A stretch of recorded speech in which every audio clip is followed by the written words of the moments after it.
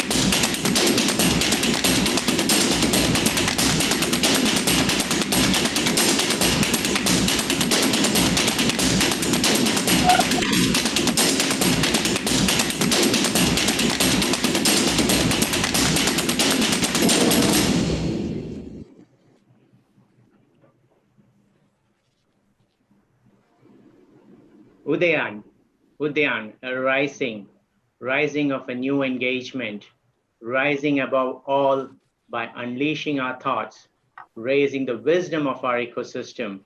Udayan is unfolding yet another chapter of innovation with the promise to make exponential impact. This impact is not just to our business or our customers alone in solving challenges, but it's also a big impact to the humanity by generating several opportunities.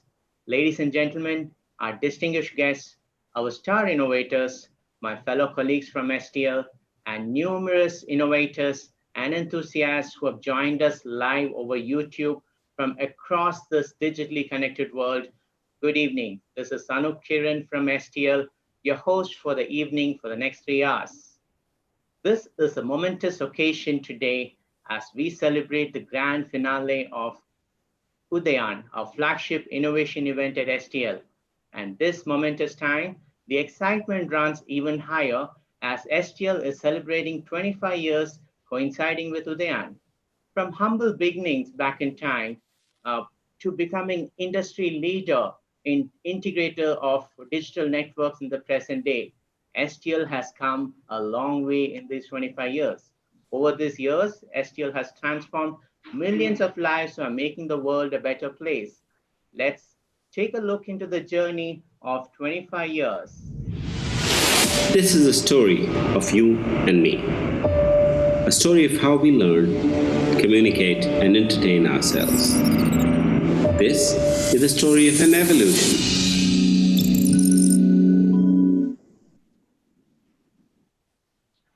It all started with the birth of the internet. Not everyone fully understood how it worked, but it already started changing the world. This new network had the potential to create new economies. Around the globe, new faces, new ideas were transforming how we lived our everyday life and used the internet. Meanwhile, in India, as internet and cell phone were just getting started, we were leading the way by starting optical fiber manufacturing.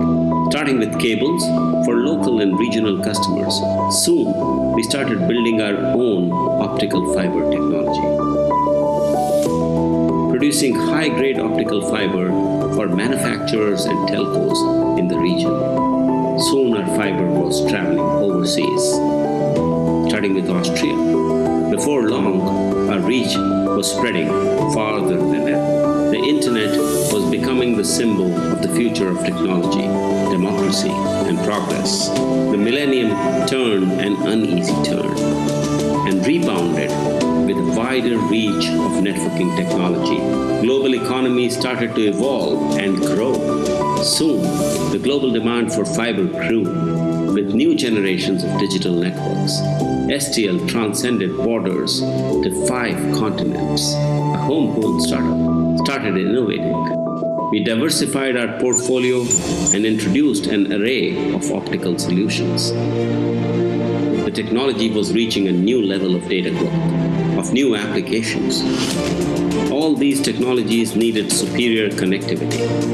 The need was to build large-scale, complex digital networks powered by optical fibers and network integration, from rural to smart cities to national scale, with the power of software and digital solutions, and with the ecosystem of virtual access networks experts. Every day, we see the impact of these digital networks in the lives of millions. 25 years ago, one Stellar started this journey, and now we are more than 3,100 Stellars from across the world, led by a team of innovators excelling in photonics and glass science, with one goal in mind: to reinvent network infrastructure and to transform everyday lives. With the legacy of creation, a path of transformation, from producing fiber to integrating digital networks. And this journey has only begun. STL, 25 years of optical fiber. An amazing journey that was, and 25 years was in the past, and we see many more years to come like this. To celebrate and to talk about this, we have with us a leader who has seen this transition all throughout. Please allow me to welcome our Vice Chairman, Mr. Praveen Agrawal, to share his insights on 25 years our journey so far.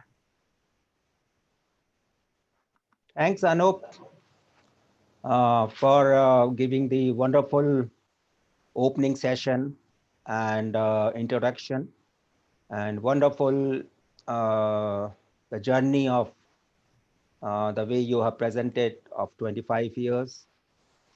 Let me first of all welcome all guests who are the part of this today's event of Udayan.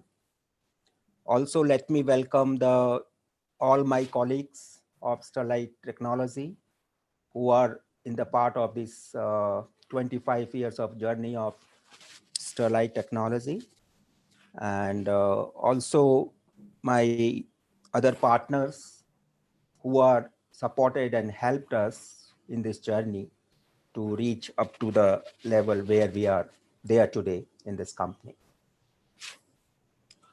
First of all, the most important thing I want to congratulate each one of the member, as total strength today is around 3,000 plus, to celebrating 25 years of the Sterlite Technology.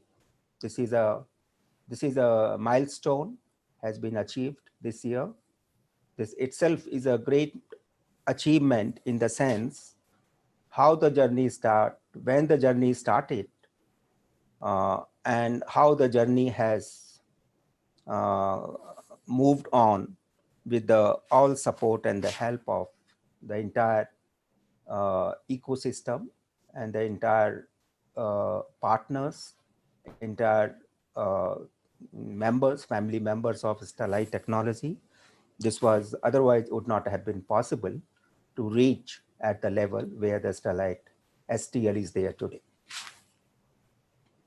Friends, has been asked by my colleague to go back on the journey, and the journey started, I think, probably 1988, when probably we have started our first plant of jelly-filled cable. And if still I remember, those days were the license days, and the license used to be given by the central government, and the telecom industry was fully controlled. So I still remember only 2 licenses was given on those days. And out of those two, one license was given to Sterlite Technology for making the jelly-filled cable.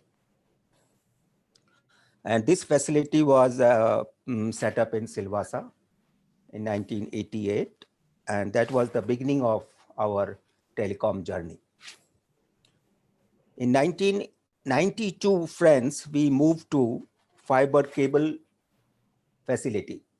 We manufactured probably the first time we started the fiber cable manufacturing in Aurangabad. And that was started also probably one of the first pioneer in the country to started the cable facility. And with a very, very small capacity, we started this in Silvassa. And then we moved to, when we found that the whole globe and globally the demand and the future is optic fiber cable only. And until then we were importing the fiber because there was no one in the country making the fiber. So we thought, why don't we should go for a backward integration and move for a manufacturing of fiber in Aurangabad. And that has happened, friends, in 1995, when we started our first facility in Waluj to having a optic fiber facility. This was a difficult call, friends, in the sense, as the technology was fully guarded and it was not available around the world. And still I remember that only the equipment supplier, and those days, probably the Nokia, who were the few of them, whom we had some kind of arrangement and understanding to give us some technology know-how on setup of the equipment and the process and the operation side. And that's how we started with a very, very small capacity of about 0.5 million fiber kilometer. And but it was a very journey was very tedious, friends, because of lack of the technology and because lack of the know-how. But and the continuous losses because of that, huge scraps and a lot of hiccups in the operation and the quality and all that. And a number of years the company has to bear the losses because of that reason. But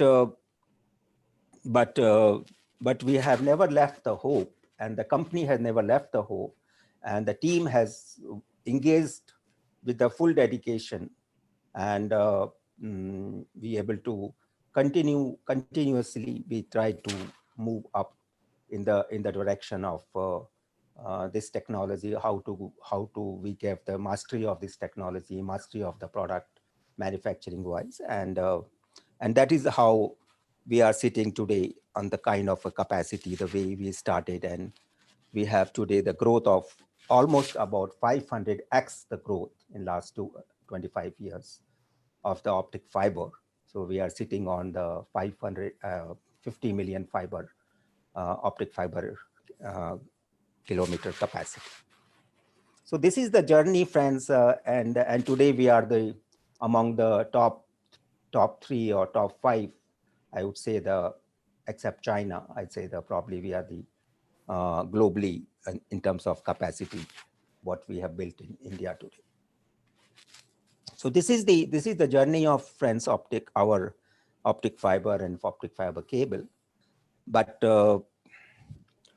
this initiative, what has been taken today, Udayan, this is the foundation of optic fiber and cable, as has been already mentioned earlier. But because the knowledge of the internet, because of the global technology and digital network, has been grown significantly last 2 decades, I would say. But more importantly, I think last 1 decade, the way the growth has taken place in the internet field and in the digital network, we found that we have to move on completely on the technology and now, and how we can make the partners and how we make our ecosystem strengthening our innovation and external partnership. These are the two important area, friends, where we can build our this Udayan. What is the whole purpose today to address it and to make the various kind of participants today, which are, I think that few team has been initiated, has been built on the basis of the kind of startup. And these teams can be, will be awarded also, I've been told, after the end of the their competition and their knowledge base. So based on that, I think these two area, innovation and telecom partners, the whole concept has been set up today. I wish all my best wishes, all the best to the entire team of this who has set up this entire setup for the next 3 hours competition, and kind of a knowledge base and the mind setup to take it on some kind of a good positive conclusion in the journey of Udayan. Thank you, friends, and all the best. Thank you, Mr. Agarwal. That was quite insightful, and hearing you, we can feel the pride you have in the 25 years of journey. And I wish us all the best wishes for many such glorious 25 years and exponential growth for all of us out here. Thank you very much.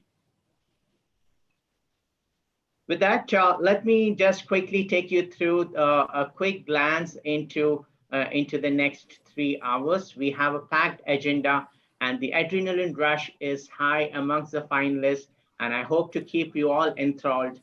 And today is the time, sitting at home, people watching Netflix, they like to take a quick preview of things. So we also got a quick preview of what's coming our way.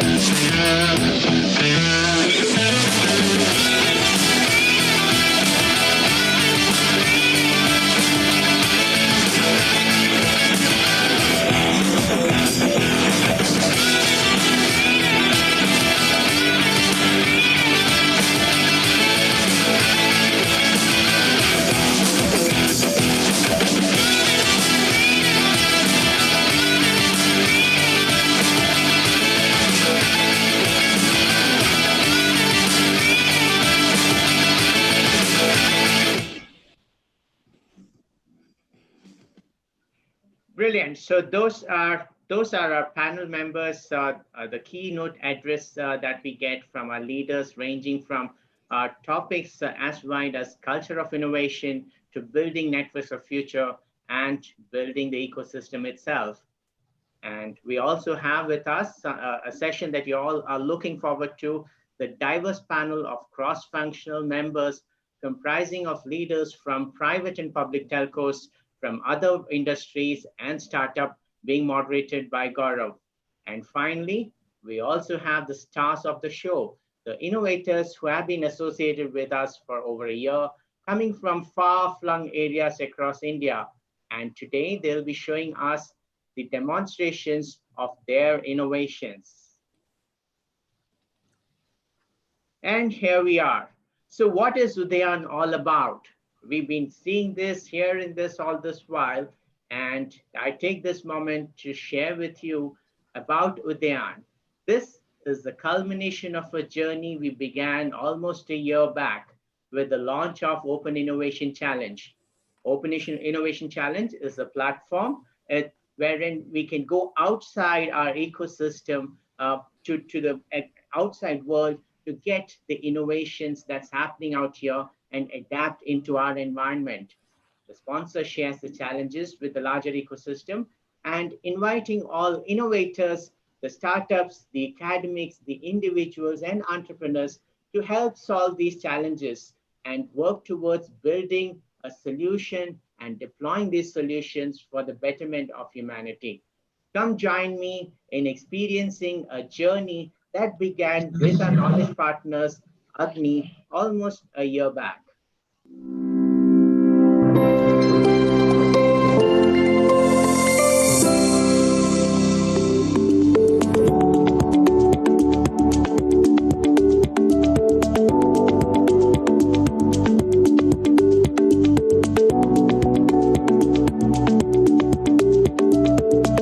When we started the journey with AGNIi, we saw a tremendous possibility.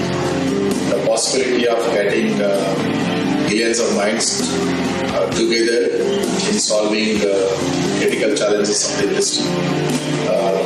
Ideas that can catalyze and transform the industry, which could actually be helpful to transform several challenging situations to innovative ideas. STL came in as a sponsor for different problem statements that we had at hand, and AGNIi came in as a platform to help us reach out to the larger startup ecosystem across the length and breadth of the country. And ever since, we've had a great journey. Each time, each stage that we cross, the excitement level has been increasing. It's an exciting journey, though it's a tough one, but then we had a lot of challenges when we started working upon it. The primary challenge was there is an innovation, we simply cannot take the innovation into our culture. How do we relate to our customers' problem? So we started defining the use cases, that how do we apply these use cases? And we came up with a word, right, which everybody use it commonly, which is co-creation. So, but there's a challenge with co-creation. How do we adopt into the atmosphere of co-creation? We had new learnings from every demo. We had demo 1, 2, and 3, but every time we kept on learning that how we can go ahead and make this a final product, which will not only be appreciated by everyone, but will be a game changer across the industry. And each time we tried, there have been successes, there have been failures, some still work in progress, but at each gate, we've been improving in leaps and folds. As part of our first challenge with AGNIi, we launched the problem statement of 10x deployment for the services business unit, and over 6 or 7 POCs are currently in progress with the services team. And the areas in which these POCs are not conventional areas, let's say, digging or trenching, but, very advanced areas like drone-based survey, image analytics, and, frictionless blowing of the cable. Today, we are at a juncture where these problem statements have slowly, steadily bloomed into a solution. And today, we come here to celebrate this occasion where all of these solutions have come under one roof. And we, along with all of you, we want to spend time interacting with these innovators and enjoy this moment and experience the innovations that has come out of this engagement.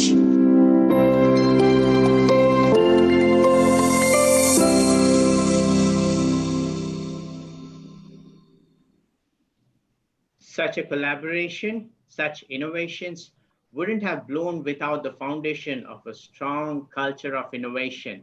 And to talk about this, we have with us Dr. Anand Agrawal, Group CEO of STL, a firm believer and who is passionately, very highly passionate about building the culture of innovation. Let me welcome Anand. Sure. Thanks, Anup. Good afternoon, everyone.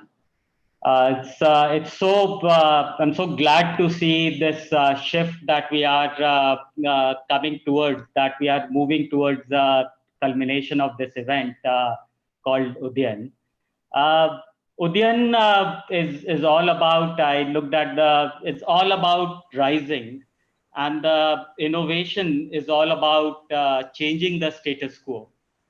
And if I think about it, STL's journey of last 25 years has been this merger of rising and changing the status quo, has been a merger almost of this Udayan as well as innovation.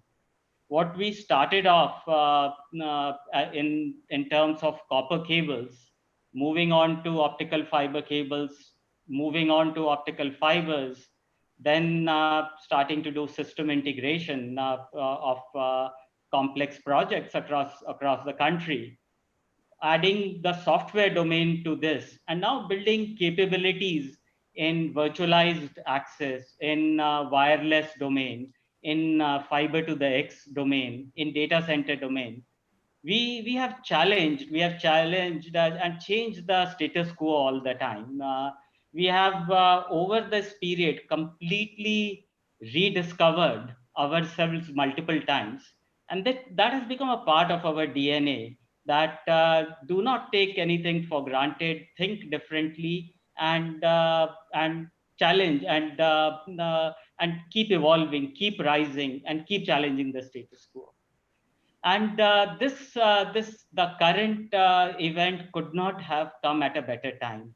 If we look at the larger ecosystem, if we look at the overall industry, the whole shift is happening towards the power of a larger idea.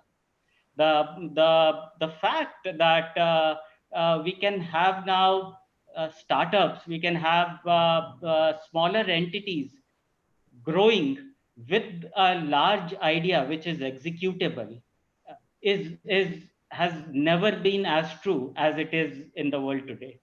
And for our entire industry, which is going through a major shift, whether we see the convergence of wired and wireless, whether we see the convergence of connectivity and compute, whether we see the convergence of hardware and software, it is so important for us to be not stuck to the status quo and continue to innovate and continue to rise. It's the timing is right, and I congratulate the entire team for thinking of this event and organizing it is now. At STL, as Anup said, innovation has always been a part of our culture. May not be in terms of the structured format that we have right now, but it has always been key to our growth strategy. Our evolution from a copper cable producer to a converged digital integrator for the globe has been a conscious manifestation of that strategy of continuously reinventing and innovating ourselves. And if we see whether it is our centers of excellence across the world, whether it is our center of excellence in Aurangabad, whether it is our cloud labs in Ahmedabad, whether it is the Center for Smarter Networks in Gurgaon, or our Center for the Next Generation of Cables in Silvassa, it's all a part of that approach of differentiation, of innovation, of challenging the status quo, and now getting augmented with the capabilities that we have added with the acquisition of Elite Core with software, with IDS on data center and ASOCs on the wireless side, is all toward building that portfolio of capabilities and continuing to innovate. And this Udayan, this event, it's not really an event, it's almost a movement, fits into our overall strategy of innovation. Now we had a smaller event a few months ago where we had looked at all the innovative thoughts, innovative ideas that had come from within the plants, within the manufacturing setups which were there. This event, which was organized, looked at a larger ecosystem, looked at the entire country, done on the AGNIi platform, towards encouraging entrepreneurs, towards partnering with them and providing the STL platform for creating a much different, a much better solution towards empowering the humankind, towards transforming everyday living. That is the purpose for which all of us are so excited about. Many congratulations for the team for doing this. Anup joined us about 3 years ago or so, and in this 3 years he has strengthened this. He has provided a structure to this thought process of innovation, and this is where we are now reaching. And this is, I see this as only the start. This is only the start. This is a strengthening of our strategy and culture of innovation. I would like to congratulate all the participants who have participated in this platform with their great ideas, with their great thought processes, with their great prototypes for reaching here. And I really look forward to today's engagement. So that's all from me for now. I know everyone is looking forward to the demos and the discussion, so I'll stop here. Thank you.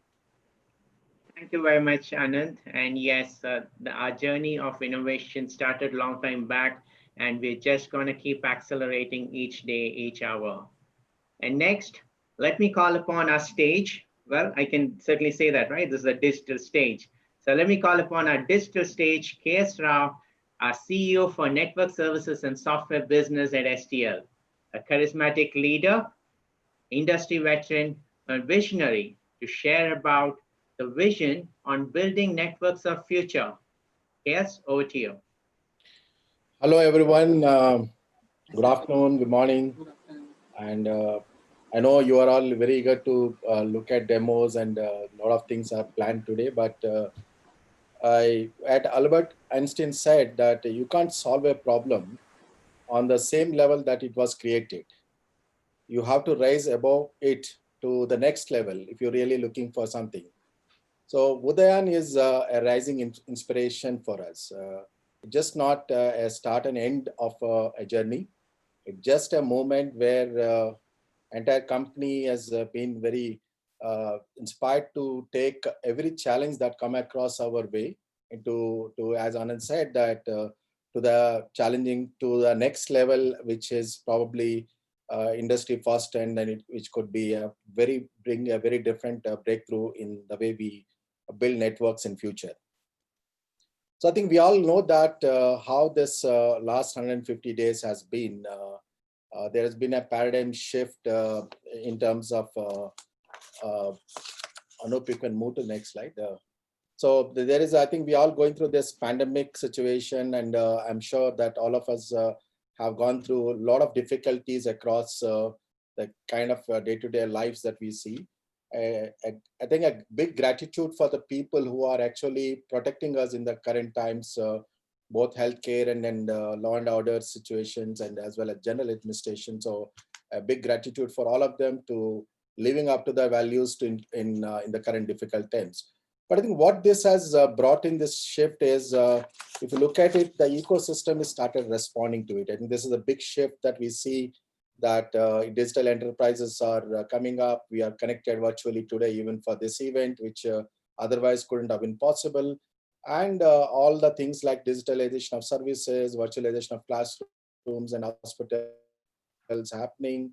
And you also find that entertainment is becoming truly digital, with the consumer experience moving to virtual reality-based experiences. So while all this is shifting, we look at it that changing the way lives are lived and businesses are done is a key focus. I think that's been predominantly, we see that several things happen in the last 100 days are really something that are kind of pressing the button to reset to create a new normal.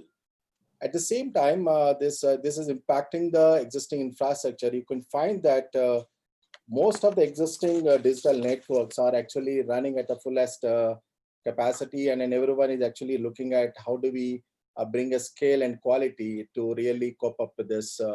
You find that all large companies are looking at this demands and making their next wave of, I think, the investments and the technology innovations that are required, whether it is Microsoft looking at computing demands, AT&T or Netflix, Vodafone at the global level, even YouTube, Facebook, Netflix are looking at how do they actually bring this connected to the unconnected rural part of the India where they can bring the services. So there is huge level of churn happening in terms of thinking.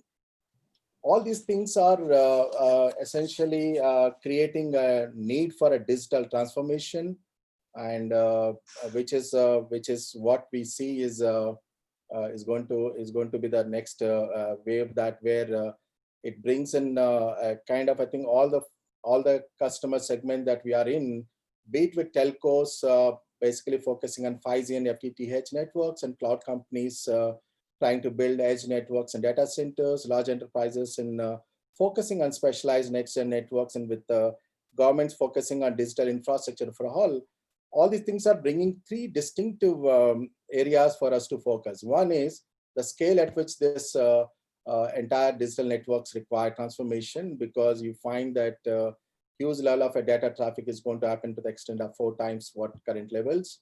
The reach is going to be much more. In fact, you'll be connecting more and more new users, and the quality expected in this kind of thing with both data and both upload and download, the 3x data speeds are expected with the quality. What it creates is it creates a more the need for having more digital lanes, and in terms of deploying more infrastructure in terms of length and width, and providing a superior speeds and response to network. So this is what is happening in the digital transformation side. We find interestingly that most of the companies in this space, which are actually transforming this entire need to a new normal, are actively involved in investing heavily in creating a good infrastructure which could be lived up to the level which is required for the new normal in the current times.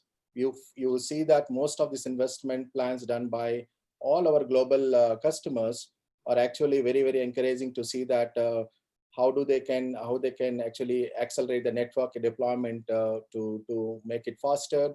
And all the government investments are looking at how do we connect to the unconnected people. I think this is something which is we see across the globe and various customer segment, that the investments are actually happening to strengthen their digital infrastructure. As a result of this, we find that if you really need to move this intent of creating a digital transformation into reality, we need to do something very interesting, very new, because this is something which is what is kind of a thing STL is looking for last few years, but it becomes more promising the current times to, if an STL, if you put the company into the way that we are leading this by technology in creating this digital infrastructure, and also with a larger purpose of, as Anand said, that we are here to transform everyday living. We need to do something very interesting and new on these three distinctive areas. One is the way networks are being built has to go for a big change. A disruption in this network built in a next-gen way as really is a need of the hour, which is the one focus area which we all require to focus. Second, there has to be constant innovation in the network technology, because this is something that the way networks were built for last 20, 30 years and the way networks require to build for next decade are going to be very, very different. And at the same time, I think all of us require to focus on this sustainability as a key focus area, and digital networks are taking a larger portion of our ecosystem, and sustainable digital networks also become an important aspect for us to focus. With this, we've been looking at how these three distinctive focus areas for all of us can lead to delivering our key customer strategic priorities. If you look at it, what we intend to do in terms of transformation and innovation in all the three areas will definitely impact all the 4 key priorities of our key customers, whether it is related to network efficiency, because you build faster, you bring innovation in the way you deploy networks or design networks, and you bring, because of the new cutting edge technologies we are using, we enhances the network life which makes the time to market for customers on priority. And at the end, it becoming very cost efficient digital networks for our key customers. So this very well fit into our thought process of actually aligning with the key customer priorities. So what we've done I think for last couple of years, this has been a very focused initiative, more so in the last 1 year since we started this Open Innovation Challenge part. And we've been working closely both with our innovation teams and startups, and as well as our engineering teams within the company. We could bring substantial, I think, transformation, the way we were building networks, or the way we were actually deploying some of the technologies for survey and planning. Also, it has brought in several new thoughts in terms of the way we basically manufactured in the facilities to bring the sustainability focus of being a green energy and focused, as well as zero waste to landfill kind of initiative. So in totality, I think this has led a very good start for us for last year or so. We could see some of these interesting developments have really helped us in delivering some of the benchmarks in the current industry practice, in the way that we design and build and maintain the networks, and also manufacture some of our innovative optical fiber and cable products in our manufacturing locations. So we have decided to challenge the way that the current networks are being built. That's an inspiration that we started. And when I look at current state, if you really look at stretching yourself, what would this actually means in terms of going forward? And all the three areas, we see that there is a huge amount of possibilities exist for us in line with what our key customers in the environment is looking at. For the next gen network build, I think currently we are focusing on deploying at a faster speed, and the next forward thinking for this would be how can we make a network and deploy it, which is almost like a maintenance-free network, and which would mean that a zero-touch network. These are some of our aspirations that we put forward to us in taking some of our next level of innovation series. Similarly, on the network technology, with currently focusing on digitalization of fiber networks to converging wireline and wireless networks, and then virtualization. So some of the innovation that goes in network technology is also very, very important to bring next-gen access networks for future connectivity. Also, I think this sustainability doesn't stop with only looking at the way we are manufacturing our solutions and product. It also requires to focus on going beyond this to see how we can actually bring an efficient networks, which probably can have a zero carbon footprint and lesser more friendly to environment, and this is another way to really bring the true networks of future. So we focus on these three distinctive areas, so we keep on pushing ourselves towards the next layers of innovation as we move from current series of innovation to the next level.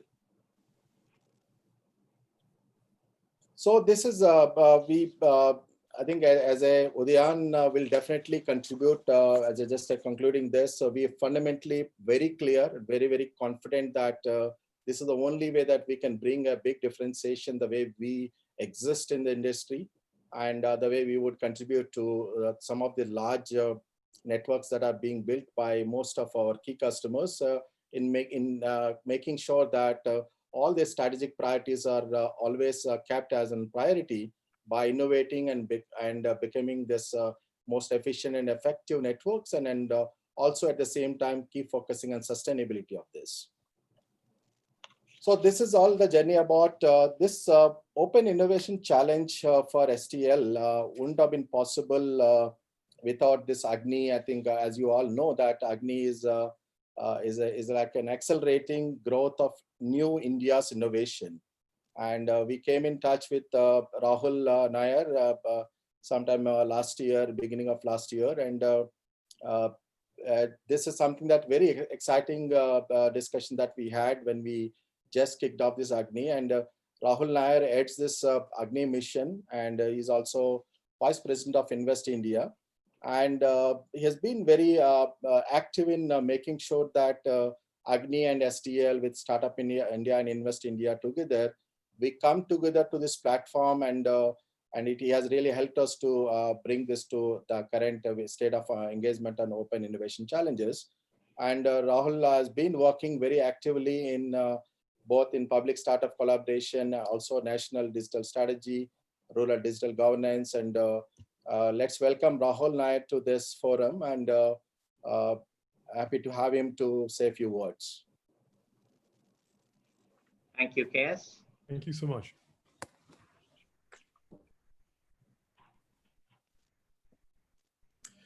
Thank you so much, Mr. Rao, for your kind introduction and also the briefing that you provided earlier. Our warmest greetings from the AGNIi mission to Shri Praveen Agarwal, the Vice Chairman, to Dr. Anand Agarwal, Group CEO, to Mr. Rao, of course, and to the colleagues with whom we've been and with whom my team's been working regularly, Bhushan, Sanju, and Anup. It's a pleasure to be here. Congratulations to all of you on the Udayan event and the Udayan exercise, and also on the ambition and the vision that this represents. I'm going to leave the bulk of today's discussion, to the innovators, who have come here, and to the STL executives who are going to be working with them. But I wanted to very quickly just offer an introduction and offer some context on what we do, the kind of work that we do, and what our involvement is over here, and the nature of the partnership that we've enjoyed so much doing with STL. Invest India is where the mission is housed. I'll come to the AGNIi mission in a second, but Invest India is an executive agency under the Department for the Promotion of Industry and Internal Trade in the Government of India. It's part of a new generation of organizations that the government's helped create to try and bring and try and boost the professionalism with which the government can execute its programs, and to help advance the government's intentions, and to complement the excellent governance capabilities that the core secretariats of government provide. Invest India itself was primarily originally set up to focus on investment and trying to bring FDI into what is the world's second fastest growing economy, one of the world's largest economies, and one of the biggest drivers of growth around the world. We take our task and we execute it at a certain professional standard. We have private sector standard business request SLAs. We deal with 143 different countries. We work across sectors. We work with every single state and union territory in India. We work with India's diplomatic missions abroad. We work with the central and state governments. And most importantly, we work with industry. Most of us, in fact, I beg your pardon, all of us at Invest India have industry and enterprise background. We come from venture capital and consulting, like I do. They come from banking, finance, industry, you name it. And what that allows us to do is it allows us to understand the world from your shoes. And to see what things look like from your perspective. If I could have the next slide, please, Anup. Now, the AGNIi mission, which I head, is a mission under the Prime Minister's Science, Technology and Innovation Advisory Council. This is the Prime Minister's the Honorable Prime Minister's integrative mechanism with which to deal with the purposes and the intent of technology and innovation in India. It's basically a way of making sure that the work that the government does on science, technology, and innovation is integrated, that we don't have silos, that we're working in a coherent and coordinated manner, and that we're drawing on the best expertise in the country and indeed the world, whether it's from government, whether it's from industry, whether it's from academia. The council itself has luminaries from these various fields, along with representing, of course, every single major science and technology ministry or initiative within the government, alongside, of course, having some of the world's best known scholars and industrialists. Next slide, please. So the council itself looks at 9 different missions. Some of them are focused on basic and applied, on applied research and development. So artificial intelligence, quantum computing, electric vehicles. AGNIi is one of the missions under the Prime Minister's Council. The Council, of course, is chaired on behalf of the Prime Minister by the Principal Scientific Advisor of the Government of India, who answers, of course, the Honorable Prime Minister and to Cabinet. The AGNIi mission itself, therefore, comes within this context. The idea is to try and boost and upgrade what Indian science and technology can do for the country and particularly for industry and enterprise. If I could have the next slide, please. So the AGNIi mission itself has a very simple job. We capture the value of Indian technology and creativity and innovation. What that means in practice is that we're a technology commercialization program. We engage India's most promising technology creators, 6 of whom will be presenting to you today, from startups and the public research and development ecosystem, Bhabha Atomic Research Center, CSIR, and so on. We partner with the world's most dynamic companies and India's most dynamic companies, so top tier Indian companies, MSMEs, global multinationals. We work with all of them. We also work with India's most visionary government agencies, and you'll see examples of that shortly in areas like defense and strategy. We also work with some of India's best known venture capital companies. And what we do, and this is the particularity of the PSA's, the Principal Scientific Advisor's vision, is we bring them all together. So we have a professional team that analyzes industry sectors and business models. We have this, teams that look at emerging technologies, and we then match use cases against innovation, and we do it with a certain measure of precision. And we do this in 2 ways. We either have, as we'll see shortly, we either have specific pain points that we're targeting, or we have larger, we help companies understand the state of play in an area. So if you're an innovator or a technologist, we work with you, we understand your technology, we get into your product management and product definition, we understand what your feature sets look like, we understand how ready you are for deployment, we understand what capabilities you're enabling, what the business case is, how it fits into a business model, and we will then connect you with adopters. If I could have the next slide, please, Anup.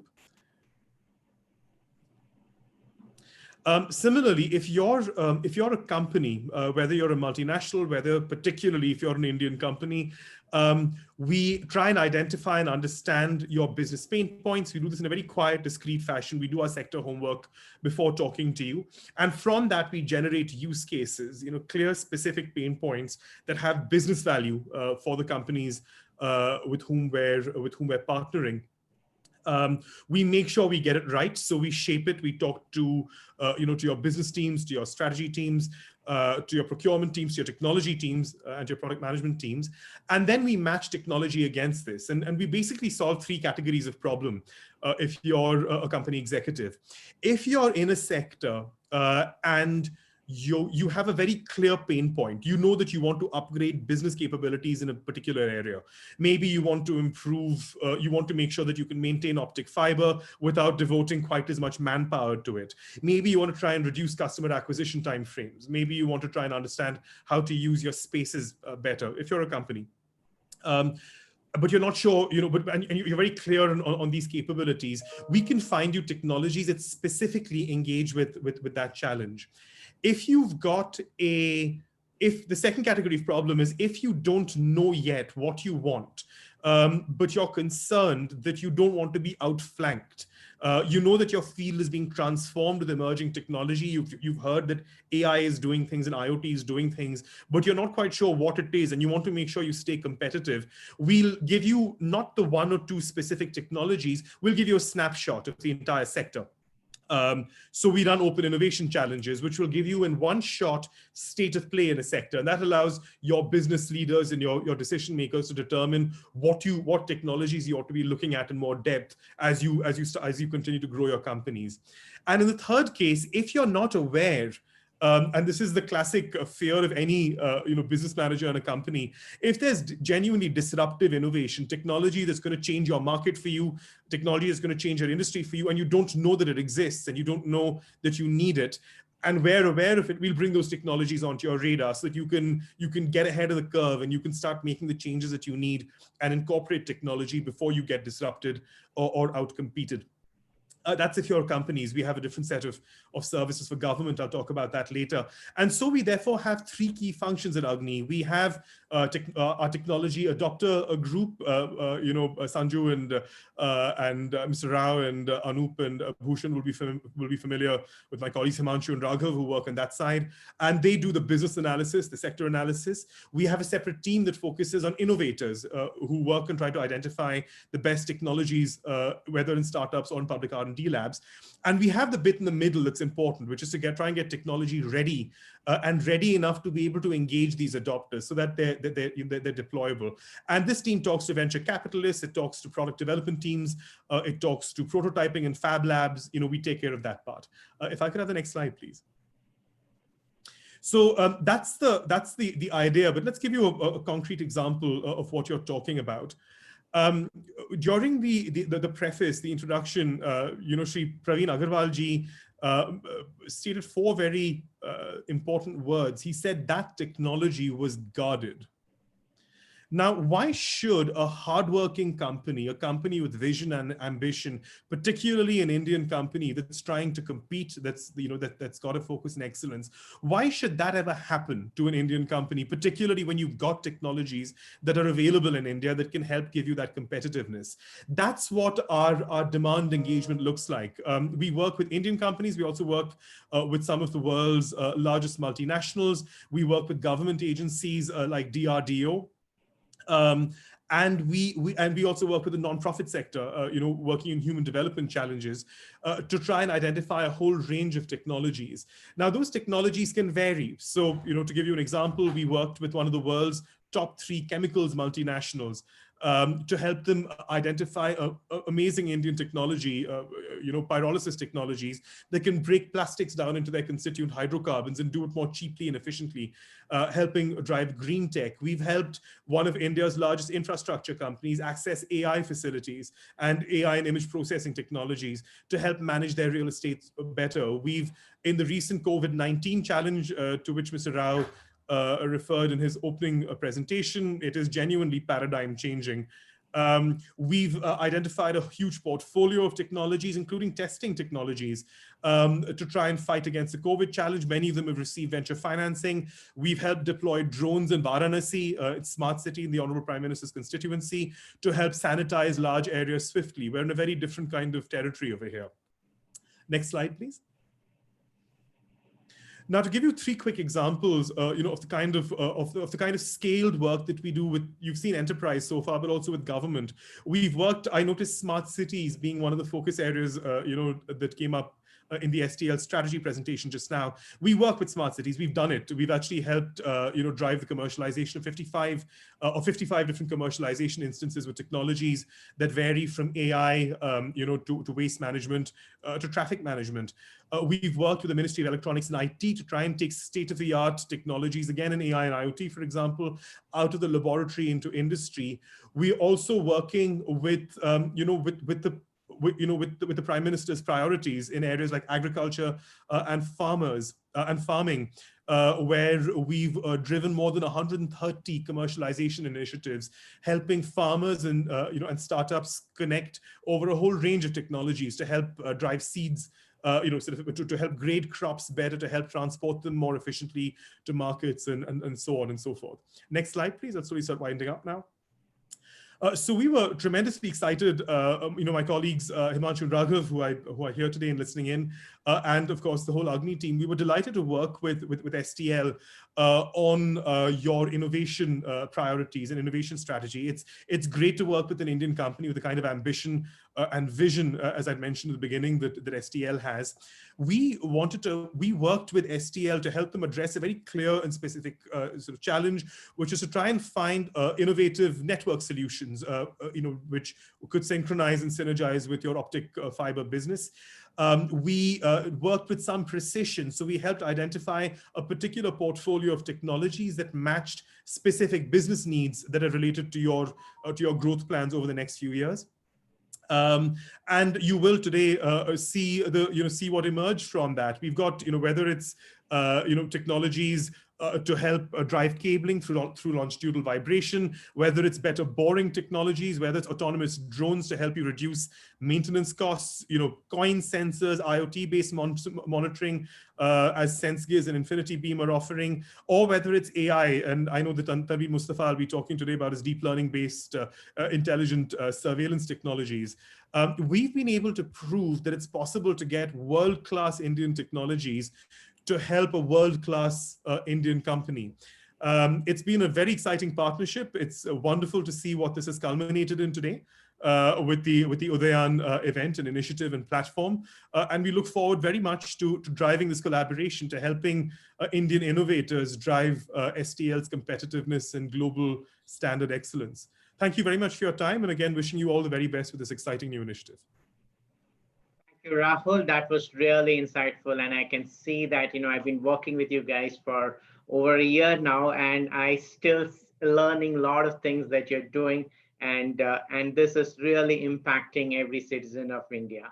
And without the robust platform that you and your team has put in, plus the passion with which we've had our interactions, such momentum in the ecosystem wouldn't have been possible.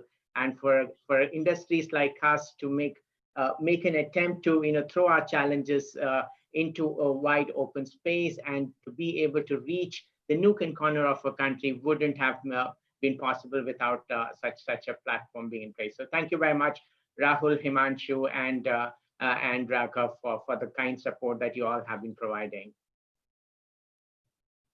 So with that, let's move on. So that's me. Apart from hosting such glamorous events, I also do some serious innovation work at STL, trying to connect and build the culture of innovation with our employees, and also connect with the global ecosystem, with the startups and with the academic institutions.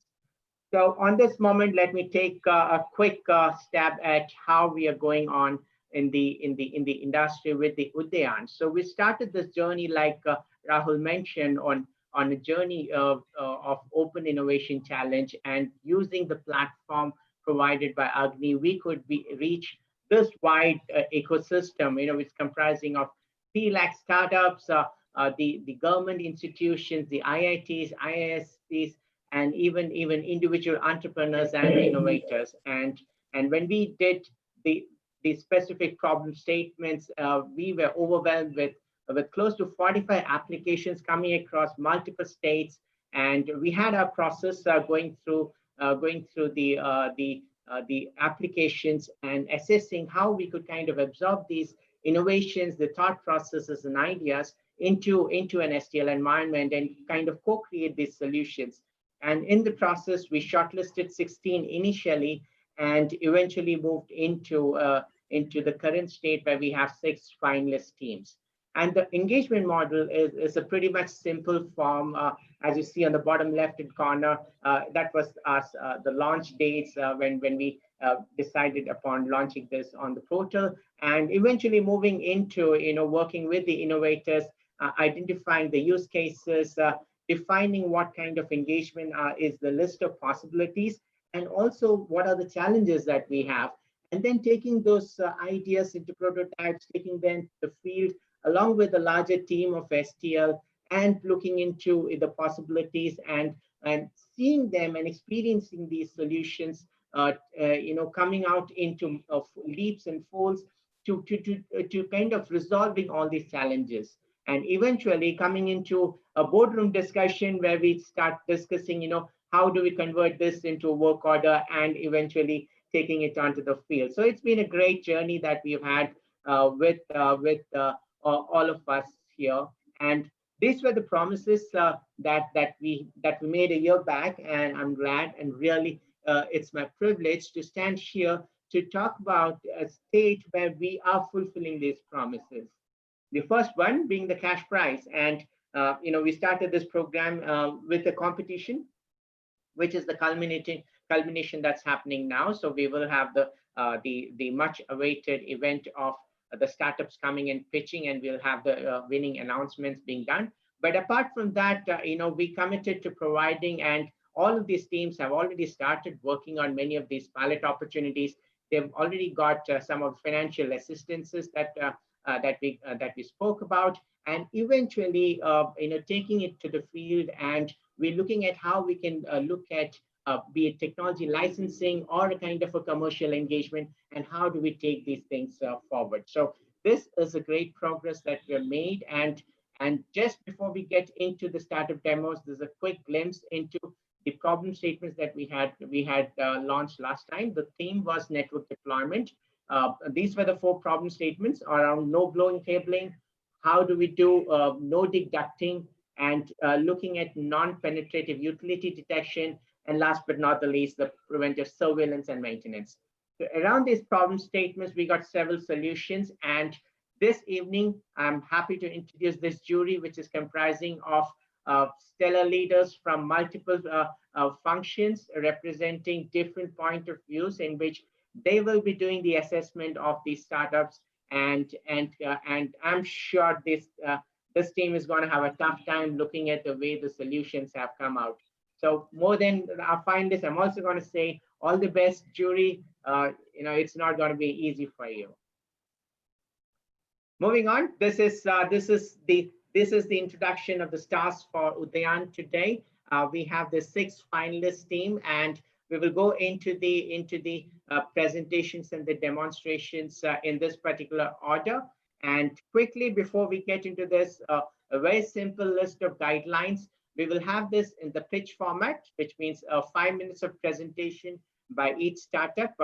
And with this will include your talk and also the video, followed by 3 minutes of Q&A. And I really have the aspects which we are looking for, along with the jury, would be around innovativeness, impact, and feasibility of implementation. These are the 3 areas on which we are looking at it. And I have this legendary bell with me. Come what technology happens, but this bell thing always works. So one bell is a warning that there's only 1 minute left out. That is this one. And once the time is up, I'll have 2 bells. That is my desperate attempt to kind of stop the conversation and move on into the next. We're already running in a bit of a delay, so we will see how do we kind of stick with the timelines. So all the teams, wish you all the very best, and let's get started with the first round. Resonance with the solution on installation technique, a novel installation technique for OF cabling process. Prathamesh, over to you. Yes, sir. Thank you, sir. Thank you, Anup, sir. Good afternoon, everyone. My name is Prathamesh Ramade, and I'll be showing my innovation, which is related to novel installation technique for optical fiber cable installation. So let's begin. Thank you. So let me introduce myself. My name is Prathamesh Ramade. I am a mechanical engineer and an aspiring inventor. Right from the early days, I always wanted to be an inventor, problem solver. Innovation, exploration, and creativity are some integral elements of human DNA, and it is our fundamental nature. So we should keep exploring new areas always. After completing graduation, I chose an unconventional approach and started exploring the field of R&D and innovation. So the path was somewhat risky and full of uncertainty, but I kept on exploring. In the process, I participated in a variety of innovation programs and challenges in past 3-4 years. And I was a finalist in Mahindra's Spark the Rise Innovation Challenge. Last year, I filed 2 patents, and I'm still evolving. I'm confident about my final vision. So let me introduce you to the concept. So I came across the STL Innovation Challenge through the web portals of AGNIi and Startup India platform. And being a mechanical engineer, I found the statement of cable deployment very interesting, very challenging, because it needed a new kind of disruptive technique, a new innovation. So I started research and brainstorming. I particularly believe in in-depth research and creative thinking for problem solving. And my approach is always focused on inventing something new that can eliminate the root cause.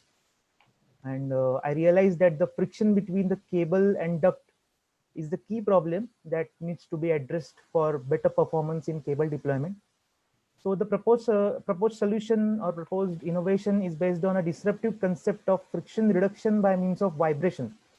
Such a concept has never been tried or tested in the field of underground cable installation. So although the theory comes straight from the dynamics branch of core physics, we all have experienced it many times. When the mobile phone vibrates, it becomes friction free on the table and automatically slides around. It is a classic, very basic example, but classic example of friction reduction by means of vibration. But in reality, it is very challenging and very complex to actually build a machine based on this theory. So the proposed, this is the proposed solution consists of a vibration generator to induce vibrations of precise amplitude and frequency about the cable when the cable is being pushed inside the duct, which is shown in this schematic diagram. So microscopically, surfaces are not smooth. They have microscopic projection, tiny projections known as asperities, and these microscopically govern friction. So by vibration, we are altering the microscopic dynamics to reduce the average friction and to eliminate the need of higher pushing forces for long range installation. So in simple words, cable can be directly pushed inside the duct over a distance. So this is the beauty of innovation. Our thought is from core physics. The solution is mechanical and application is the related to the communication technology. It is a first of its kind innovation. There is not much data or clear benchmark available. So we went on trial and error method with experimental prototyping. Multiple small scale prototypes have been built so far and tested at STL's testing facility in Silvassa. The results are promising and provided a lot of data for further advancement. So let us see a video which also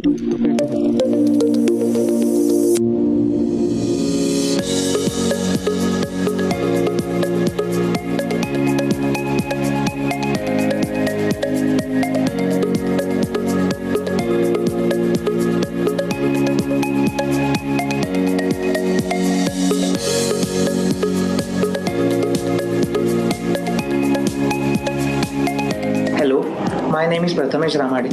I am a mechanical engineer and an aspiring inventor. A lot of research, brainstorming, designing and optimizing. I have invented a novel, unique method, which is a machine which is capable of deploying cables through ducts over larger distances without any need of air compression. A disruptive concept of longitudinal vibrations computed in precise amplitude for transmission and propagated through cable sliding in through the duct.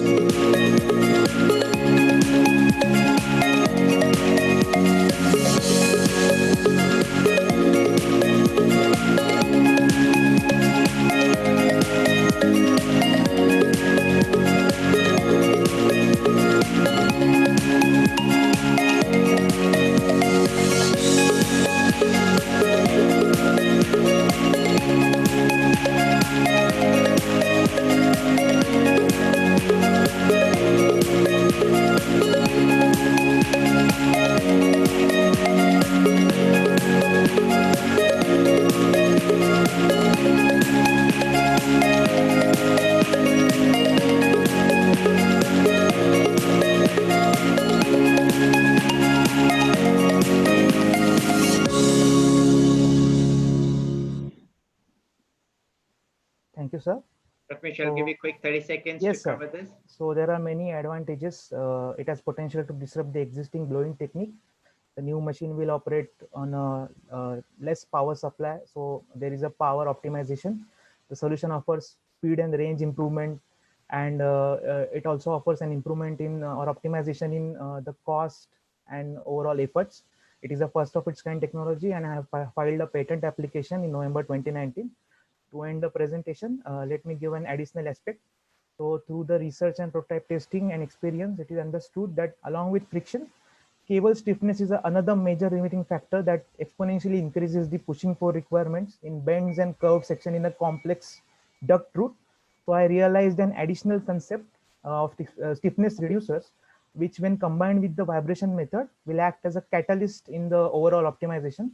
So this additional feature will be effective in complex duct routes and last mile connectivity by implementing pushable cable. So thank you for giving me an opportunity to showcase my innovation. I congratulate all the fellow finalists for their achievements, and thank you so much. Thank you, Prathamesh. Thank you, sir. Jury, we can take quick 2 questions. Please go ahead.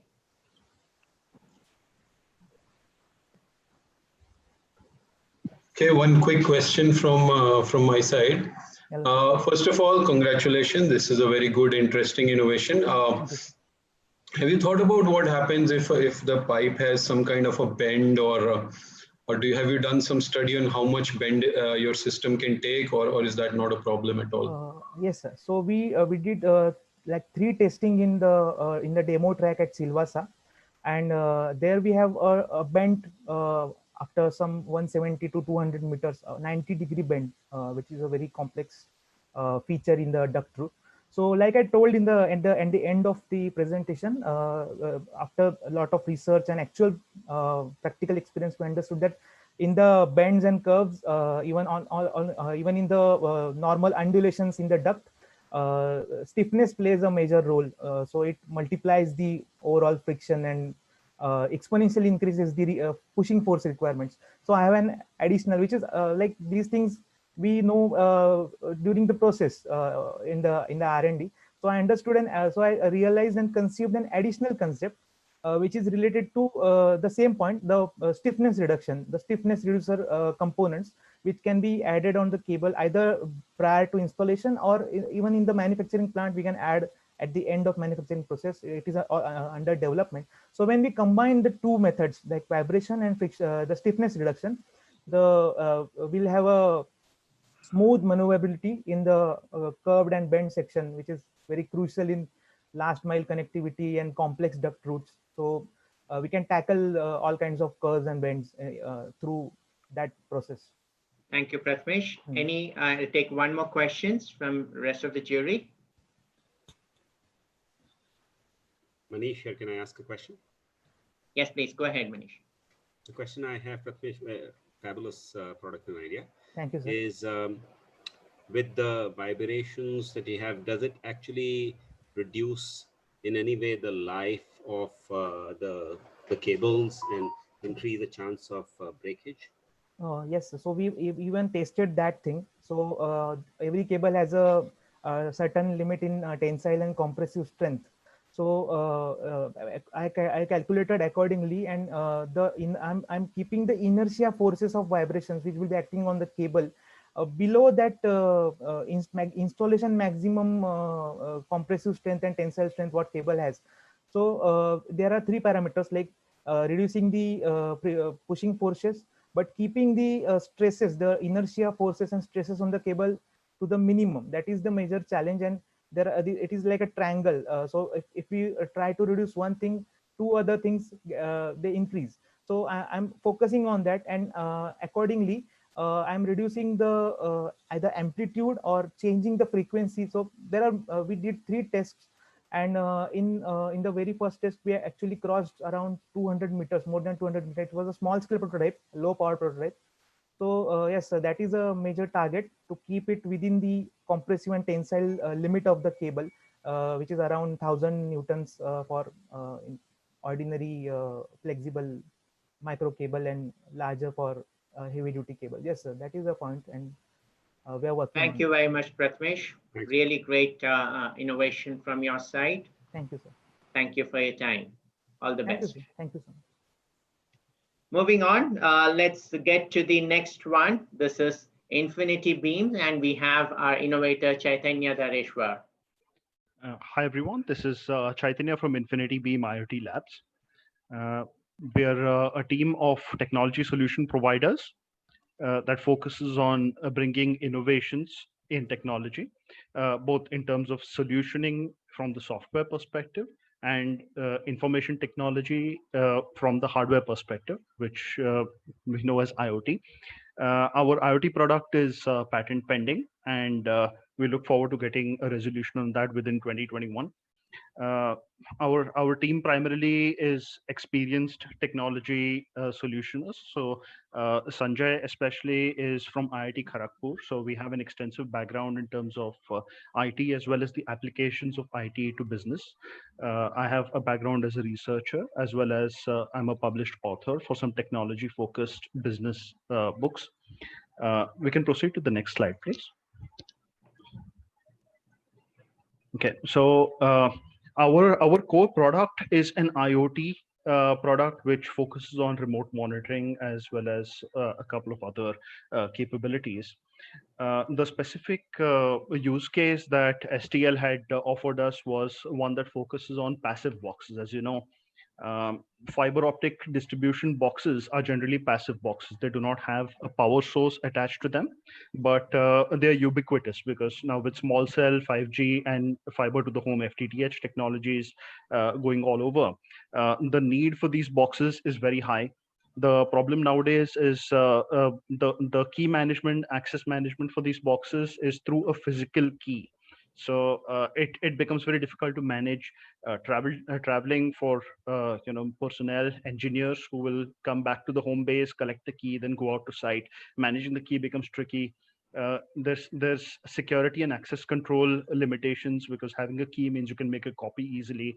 So we have tried to look at solutions that focus on mobile technology as well as IoT technology installed inside the box. This is without a battery. This is passive technology that focuses on improving management of access to these boxes, as well as providing a centralized NOC, Network Operation Center dashboard, such that this access control can be remotely done by whether STL or STL's clients that are focusing on utilizing this technology.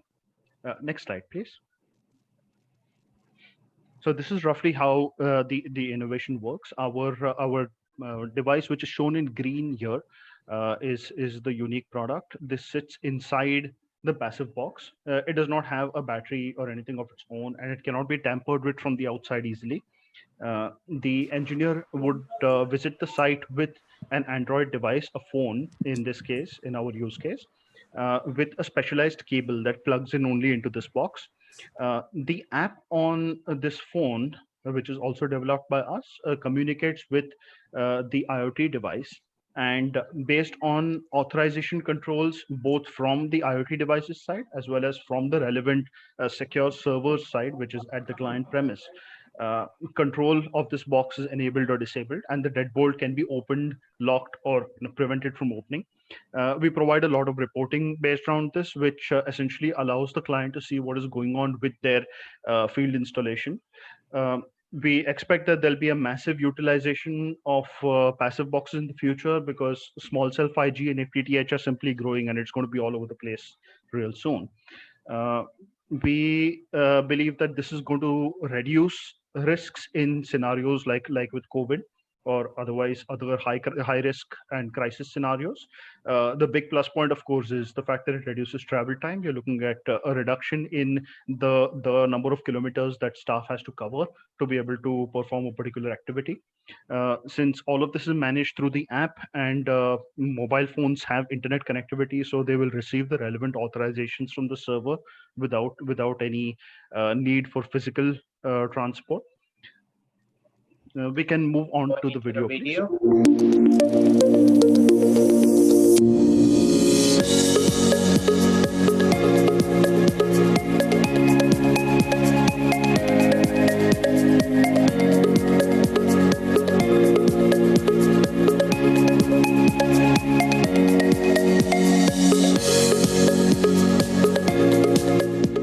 Hi, this is Chaitanya from InfinityBeam IoT Labs. We have been presented with a concept case of a passive box, essentially a box that does not have any external power supply, which we have now moved to automate and bring onto our IoT platform.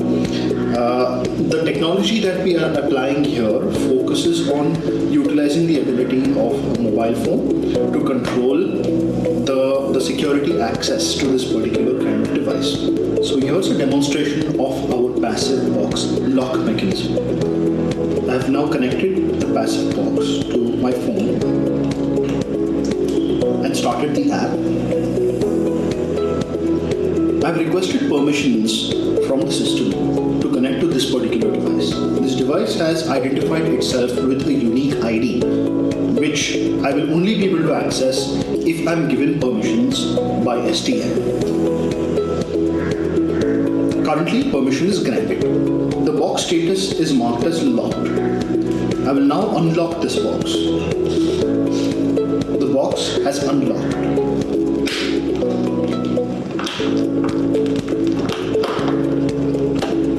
And we have access to the inside of the box.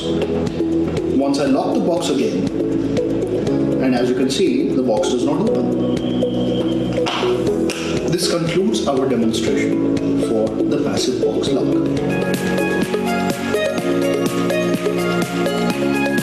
An automated solution leveraging IoT platform for managing passive cabinets and enclosures in both indoor and outdoor environment.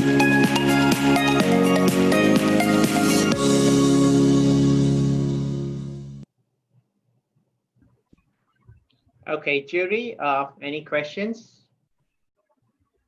Yeah, there's Nishchal. I just had one for Chaitanya.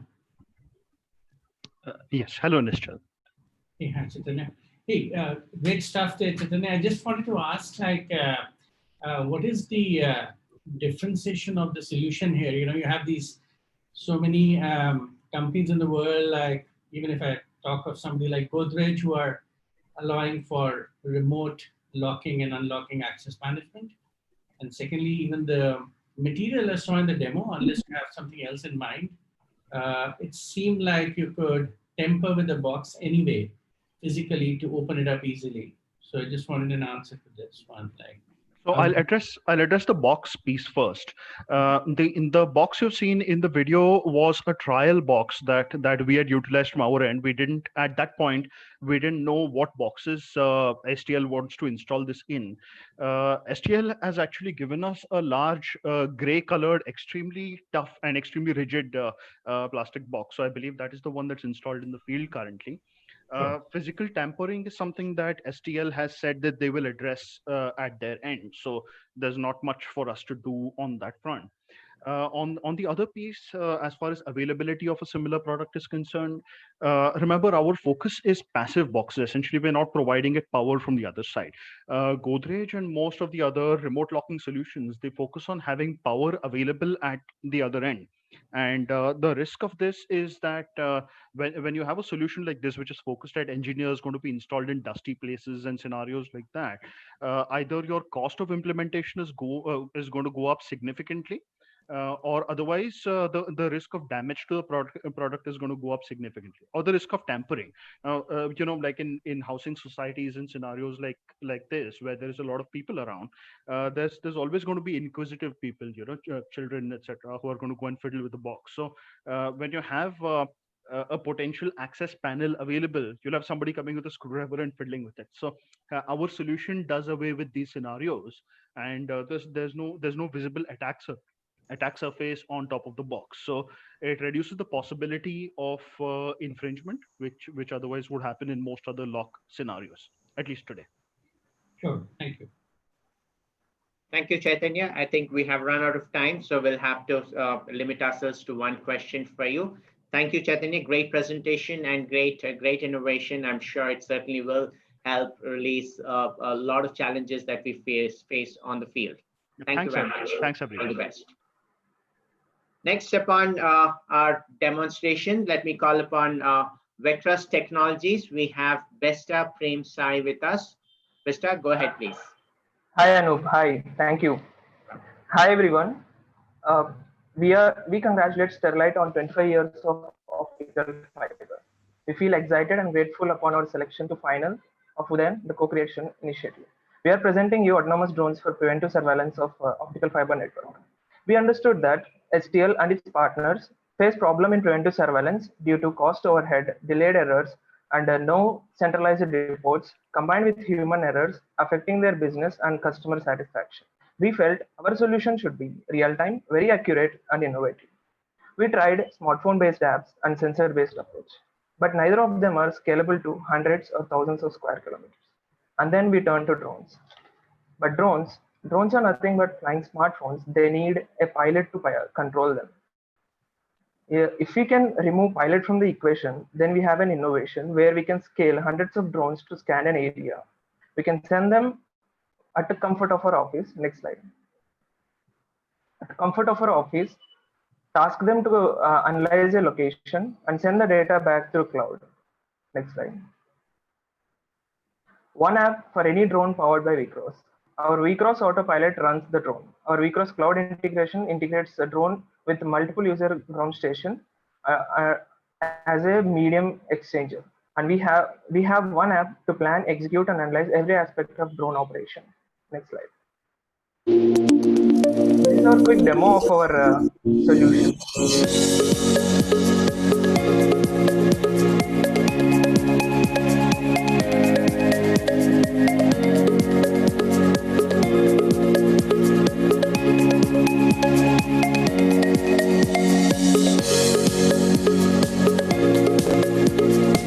So I am Prem Sai.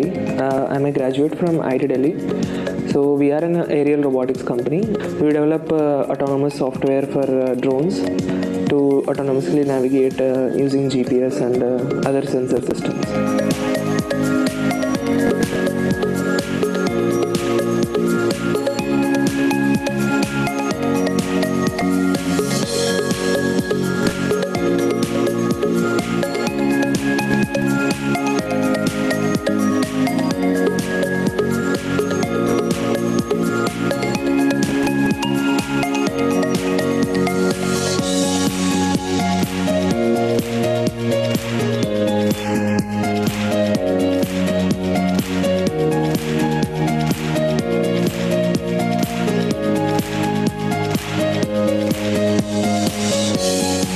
This is how our drone sees the world.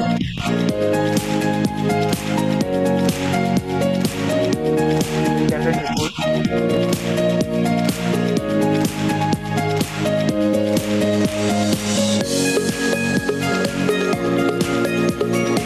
can skip the video. Yeah, so our solution allows automation with drones that takes human out of the equation, and a centralized notification and report generation system allows you to have a quick access at the fault and respond it very immediately. Our unique advantage lies in web service to share, comment, and interact with the reported abnormalities, and our unique AI algorithm that detects errors and report abnormalities back to the cloud. With our solution, STL and its partners will have business impact grow by 10x. We can increase surveillance capacity by 10 times and reduce operating costs by 10 times, therefore increasing your customer experience. Next slide. The amazing team behind the solution, myself, Prem Sai, CEO, and my co-founder, Hanishal, CTO, and my mentor, Dr. Shubhendu Basin. Dr. Shubhendu Basin is one of the pioneers in control and autonomy in the entire country, and he is associate prof in IT Delhi. We are IT Delhi alumnus. We are currently funded and supported by Indian Institute of Technology, Delhi, MHRD, and DST. Thank you. Thank you very much, Prem. Jury, questions, please.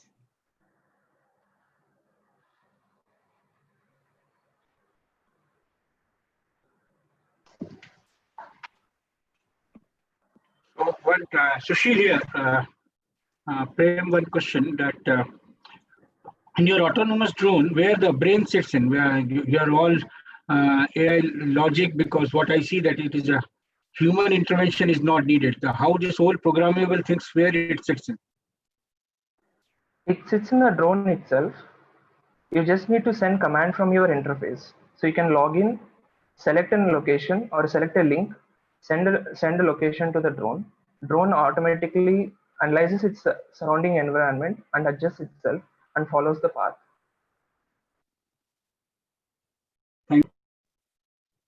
Thank you. Thank you, Prem. Thank you. Any other questions? I can take one more. Prem Sai, I have a question for you. It's a follow-on to what Sushil just asked. So one of the problem statements you said error identification and eliminating human error. And if the stimulus required for the drone to go out in the first place is a human intervention, did you think about potential areas where there could be an automated prompt that even prompts human intervention in the first place, so you completely eliminate and make it more predictable? Yeah, so once you can record a path and you can record it in the drone and you can schedule it on a time. So if you give it a time and then it takes off at that time, goes, records the area and comes back. So it's like you can automate that process within the website itself. Thank you very much, Presta. That was great. And I'm really looking forward to this drones, multiple drones flying all by automatically. Really looking forward to that date. Thank you very much. Great innovation. Thank you so much, Anup. Thank you, STL. With that, let's move into our next team, Reword. They have a good acronym given to their product, Drishyam. Let me not steal their words. Over to the team, Reword. Okay. Hello. Good afternoon, everyone. We are, first of all, I would like to thank STL for providing us an opportunity to showcase our talent and also to give us a platform to demonstrate our product. And we believe the product that we are delivering to STL will definitely benefit STL. So we are Reword Technologies, and I am Tanvir Mustafa, and my colleague Ravi are the founders of Reword Tech. Reword Technologies envisions to flourish as a machine intelligence company. We are working in a vast domain like in the field of security and surveillance, smart infrastructure management, smart traffic management, agriculture, etc. Our mission is to use AI-based technologies to solve the real-world problems the world is facing today. So now I would like to proceed to the problem statement that we address for STL. The problem statement that we address for STL is automatic maintenance and monitoring of OFC network installation. As we know, there are a lot of manholes, and going through each and every manhole and ensuring its quality is a very difficult task. Also, we don't have geolocation for each and every location of manhole. After doing a thorough analysis, we came through various design challenges like, can we eliminate the human intervention and make the system automated? Can we give real-time analytics and ensure correct and give instant approval and certification of OFC network installations? Based on the above mentioned challenges, we came up with an image analytics based solution called as Drishyam. Next slide, sir. Drishyam is an image analytics based solution for automatic maintenance and monitoring of OFC network installations. The working of Drishyam is as follows. The user will capture the image of OFC network installation and subsequently upload it to the server. The deep learning model will carry out the image analytics and perform qualification and certification automatically. Also, it does geotagging and subsequently represents on Google Map. Subsequently, the installation status is been sent to the remote monitoring station for recording and monitoring purpose. Drishyam is a multi-tier architecture which ensures high scalability and maintainability. The benefits of Drishyam are it eliminates manual manhole identification, eliminates physical verification, eliminates physical site inspection, and it also eliminates the manual certification of OFC network elements like loopholes and joint closures. We demonstrated our capability of solution on STL use case as shown in the right side of the slide. Subsequently, I will proceed to the next slide in which the demonstration of Drishyam is being shown.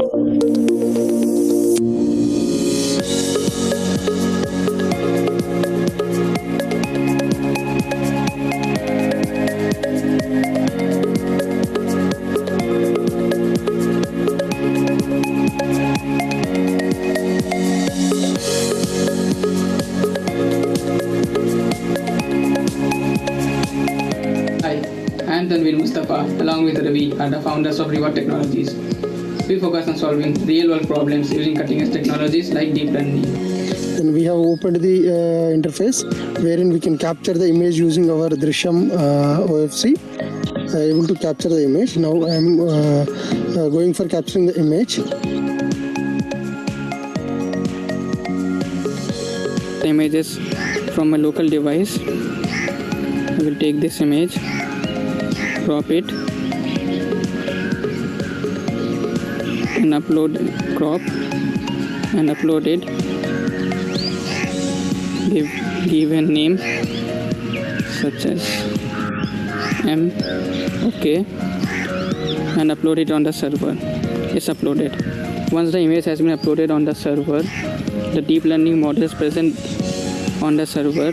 It will process it, and after processing, the results will be displayed on the dashboard. So when the deep learning model has processed, here on clicking on the image, here is the status monitoring tab, and here two options are there. This is loop chamber and this is the maps. So I will press on the loop chamber button.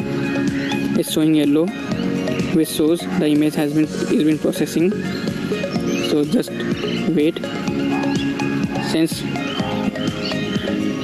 now see the image has been processed, it's showing the M, which M means manhole, which is represented in green color, which shows the element is present. whereas joint closure and loop cable is represented in red color, which shows the element is absent there. Now suppose if all the three elements are present, it will be represented in green color, whereas now on clicking on the Google Maps, it will show where the manhole is present, and on clicking on this image, we will find the latitude, longitude as well as the altitude here, and the location is also displayed.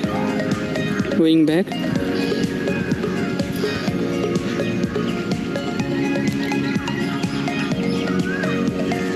now on clicking on this menu bar again, and clicking on this image analytics, here on clicking on this image, we will find the various details like status, manhole, accuracy, everything, joint closure and loop cables, etc. A deep learning and image analytics based real-time intelligent surveillance solution that ensures quality deployment without human audit or intervention.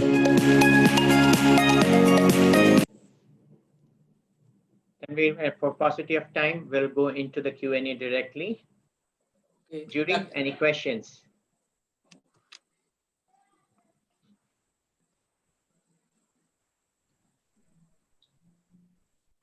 Okay, I'll take one. Hello.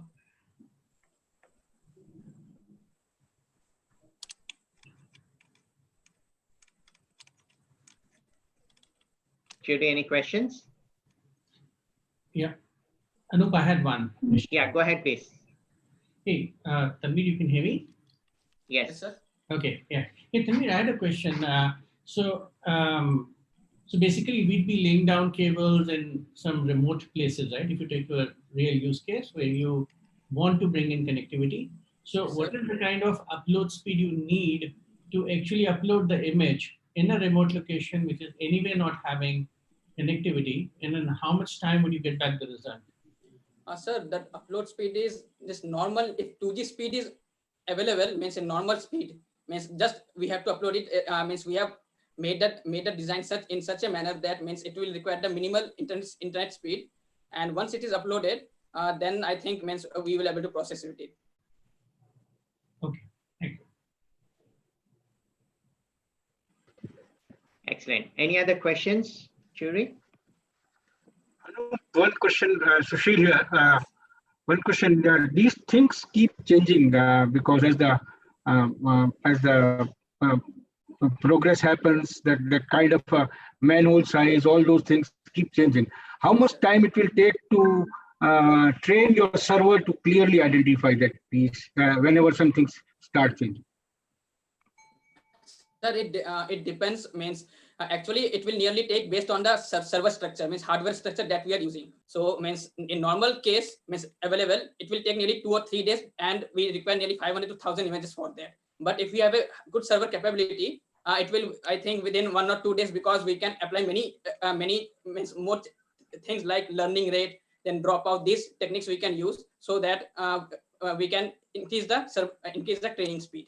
So I don't. Okay. I think, and mostly in 2 days we will be able to complete, because we can modify the algorithm also. Means if we have want to speed to one. Thank you, Tanvir. Thank you, Sushil. Thank you very much, Tanvir. Great solution yet again. Thank you, sir. Wish you all the best. Thanks, sir. Okay, on that note, I think we are on a scheduled time for a panel discussion, and I know all of you are eagerly waiting for this. So let's take a quick break from this demonstrations and move into the panel discussion on innovation in the new normal. And for this, we have our esteemed guests from across multiple disciplines. Yes, may I invite you to welcome each one of our panel members for the panel discussion. So again, good afternoon to all the panelists who just probably joined some time ago. I'm assuming that all of them are online. We have seen that how this innovation in the digital infrastructure creation is very key to success, and we have seen some of the demos, and we are going to see some more after this panel. But this innovation, the new normal, is very interesting topic, because everything is actually being reset to a new normal, and even innovation required to reset to a new normal, because the pace and the focus areas will keep shifting. So let me first welcome the first panelist, Mr. Akash Sinha, who joined us from the Omnipresent Robot Technologies. We all know, I think some of us would have read about his background. His company has led a significant role in Chandrayaan-1 and Chandrayaan-2 missions. Also, he is a recipient of multiple awards, including the Prestigious Bharat Puraskar, Gaurav Puraskar Award. And so we'll hear from Akash Sinha during this panel. Also, a very interesting personality, Mr. Arish, joining us from Microsoft, and you will see that startup and Microsoft, and you find some customer joining us. Arish joins, he leading India's small, medium, and corporate business. Arish brings a very rich experience in terms of various geographies and cultures, and leading cross-functional teams and across all value chain of a business. And glad to have him at our Udayan today to hear from Arish as well. We all very closely associated with our Telangana project T-Fiber, and Mr. Sujay Karampuri is leading this entire ambitious project of Telangana T-Fiber, creating this rural connectivity and then also creating a carrier grid, which is also an SDN ready, and very passionate person in terms of building new digital networks for citizen purposes. And he heads this T-Fiber organization as an MD and CEO. We have very extensive relationship for the last few years, wherein we could actually enjoy his association with us in terms of crafting a new next-gen network for a state like Telangana. Welcome to Sujay for this panel. And we have Deepak Saxena, who joining us from Vodafone Idea Limited, and he's been working with Vodafone as a vice president. He's been responsible for optical fiber network for complete life cycle of OFC network, starting from planning to execution and operation and maintenance of the network. And having Deepak on this panel would definitely bring some flavors on how optical networks required to be innovated. Welcome Deepak to the panel. And we have another Deepak Sanghi from Airtel, which is who is looking after the entire portfolio of IP optical transmission network at Bharti Airtel. He drives a very key transformational projects within Airtel, including rapidly increasing fiber penetration for mobile backhaul and preparation for 5G front haul and backhaul. So he's been in the industry for a good time, and having somebody representing from Bharti Airtel is also very interesting to have on the panel today. And in addition to that, we have our colleagues from STL. Ankit, who is leading a connectivity solution business, is joining this panel, and he would definitely bring in both STL's perspective as well as how the market is moving in the outside world. And our group CTO, Badri Gomatam, which is currently engaged in putting up a lot of efforts in taking STL into a next-gen technology roadmap, and he's also with us today on the panel. And finally, the entire panel is going to be moderated by Gaurav. Gaurav Basra is Chief Strategy Officer at STL, and Gaurav comes with a very extensive experience of seeing how carriers are built in their strategy for building networks, and he's been working with us for the last few years. He understands how STL's desired status, and he would be actually doing this entire moderation for the panel. So welcome all panel for this discussion, and Gaurav, over to you. Yeah, thanks, Kesh. Thanks very much. So first of all, a very warm welcome to all the panel members. So today we are quite fortunate that we have such a distinguished panel available for discussion with the right mix of, leaders from Indian telecom industry, whether, it's telcos, from OTT players like Microsoft, government, and startups. So, welcome everyone. The topic of the panel today, it's about, the role of a good quality infrastructure in a country like India.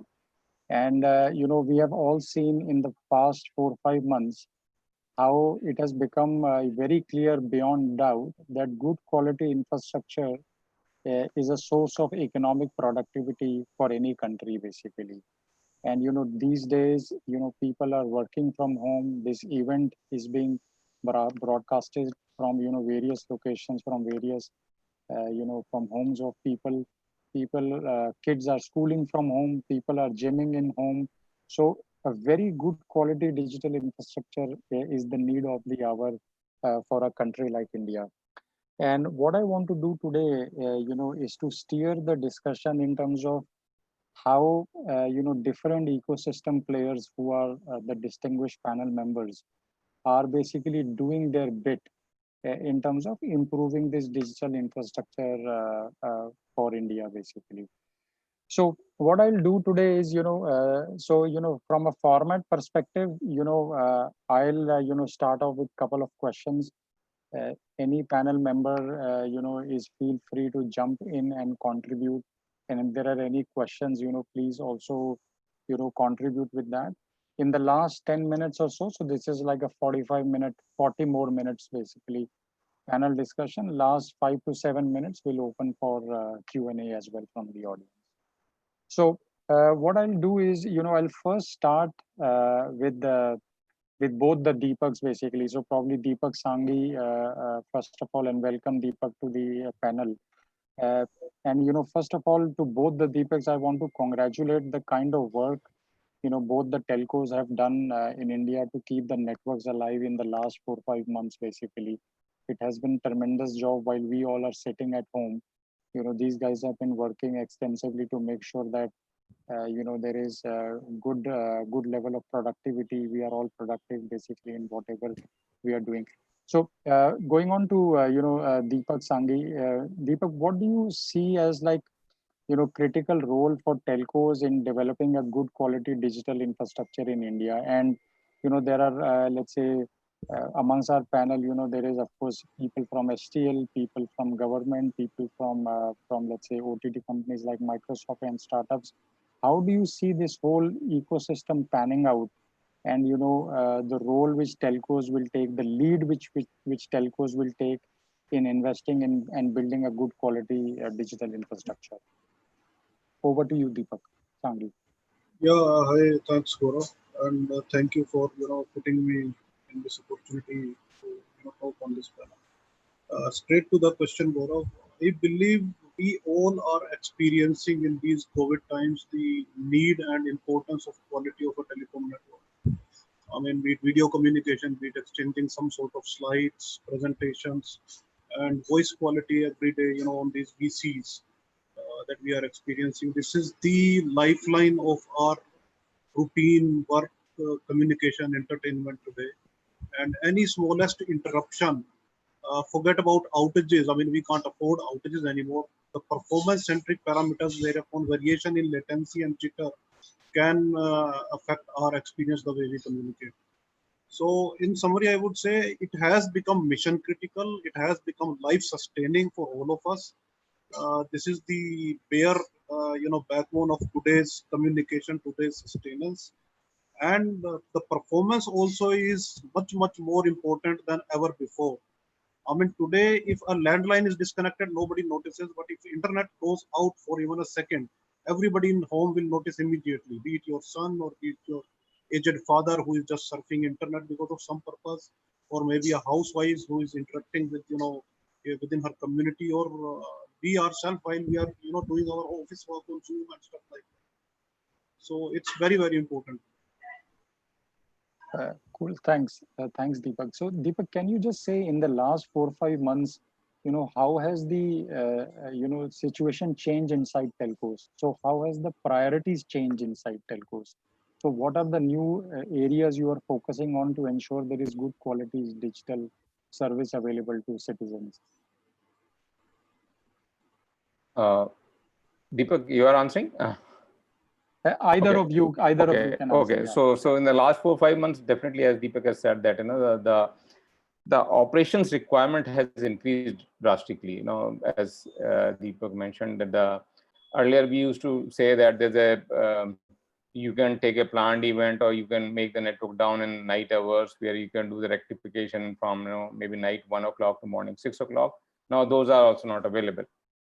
Now I can't afford a network outage even in night hours, because due to international market, everybody is connected to the rest of the world in different timings. So the operations of the network is becoming too important, and quality of network, as Deepak has mentioned,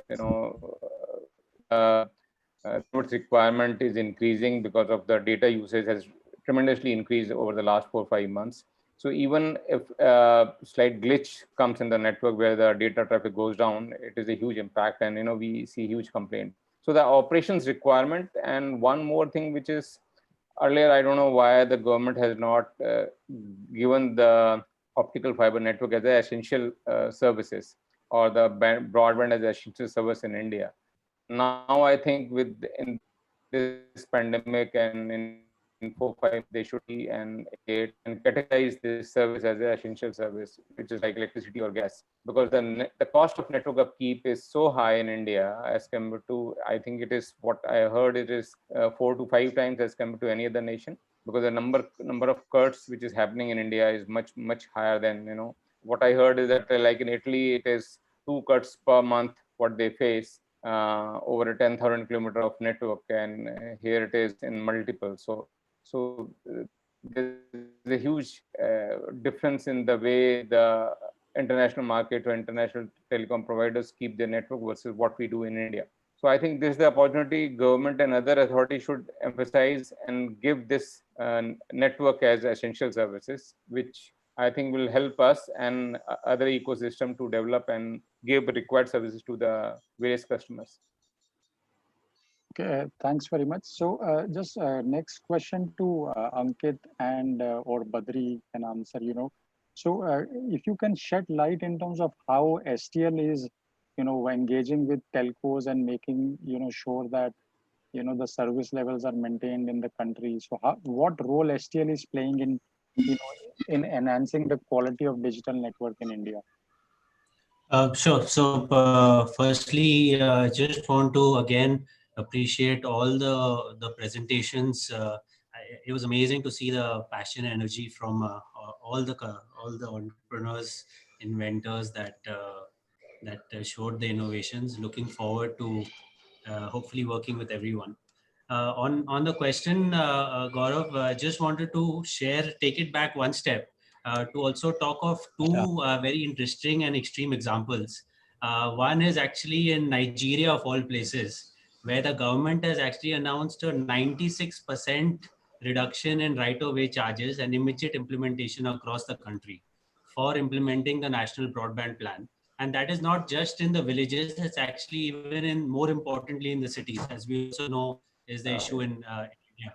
And this has actually got the whole country, the operators, independent ISPs, people who want to lay dark fiber, the entire ecosystem very excited, and it's moving forward in a rapid pace in the last few months. Another example in the world is actually in New York, where they have basically come up with a very interesting plan where all the lampposts in the entire city are available for 15-year lease for installing 5G small cells and other equipment. And again, that is helping to fast track in a dense environment like New York. So I think some very innovative examples coming up where government is coming in either at center or state or even city level to come up with some of these regulations and implementing them to fast track seeing what's happening with the need for the broadband and getting that out at scale. Coming to your question, Gaurav, I think the efforts of Sterlite, and very much in line with some of the innovations that we're also encouraging as part of this forum, is very much in line with talking with the various stakeholders, one at the government level, whether it is the BharatNet project or BSNL, looking at implementing of the sustainable and long-term networks with the defense, army, and then with the large tier 1 carriers that we have in India, and also independent service providers like the ACT and Flagship, etc. We're actually working with all of them to not only look at augmenting their network, but actually talking to them about how do you build a sustainable network that not just lasts, say, 7 to 10 years in India, but looking at how does it last 20 years, which is the global benchmark. definitely some of these issues exist, like the fiber cuts that were talked about. But there are deep amount of effort that the team is doing, particularly from the services side, to look at all the elements of whether it's training, whether it is the right type of fiber and cable technology, whether it is the maintenance of the network. So all key elements of it to make sure that it's deployed in the right way and maintained in the right way, so that we can have a very robust infrastructure. And then some of the innovations that Badri and Rajesh and some of our team members are driving is that ultimately the objective is to bring high broadband to the ends of the country. And that can be partly wired and partly wireless. And that's where we're building this Atmanirbhar solution in India. I'm sure Badri will talk about that, but that's again an exciting area where operators are looking to work with us on bringing high quality broadband experience, both through wired and wireless. Okay, thanks, Ankit.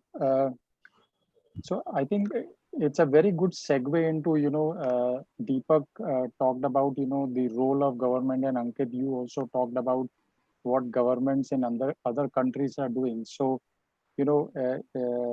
next question can be, to Mr. Sujoy in terms of, what he sees in terms of the role of the government. So whether it is on the investments in digital infrastructure, whether it is on policy in terms of right of way, or providing essential services status, so that like water and electricity to broadband. So Mr. Sujoy, if you can share your thoughts in terms of how government is thinking about further enhancing digital network quality within the country.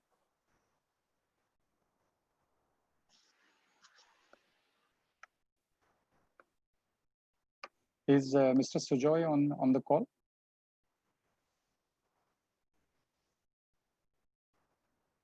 Okay, probably he's not. Probably he's. We can switch over to the question. We will. Yeah. I think he has dropped. I think he's on mute. So. Oh, he's on mute, is it?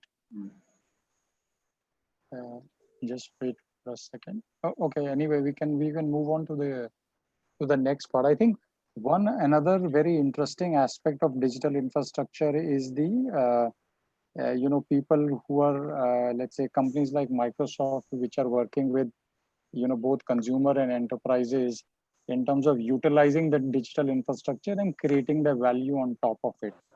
So Harish, if you can just talk about how Microsoft is viewing let's say the role of a good quality infrastructure in India, and what are your expectations, let's say from a government perspective, from digital network creators perspective like telcos and companies like Sterlite. How do you see the ecosystem working together to enhance the quality of the digital infrastructure?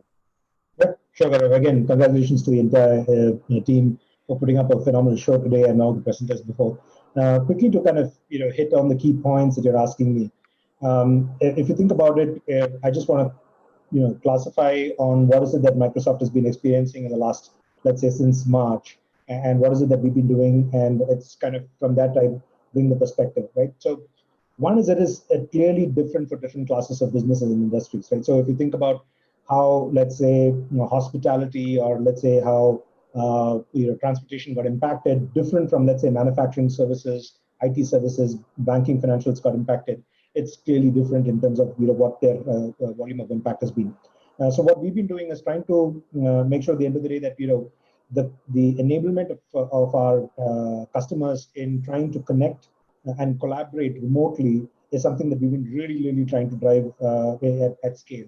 So if you look at it in terms of just the volume of people that are moving, and Satya, our CEO, mentioned this, right? What took 2 years is now happening. What was expected in 2 years is happening now in 2 months.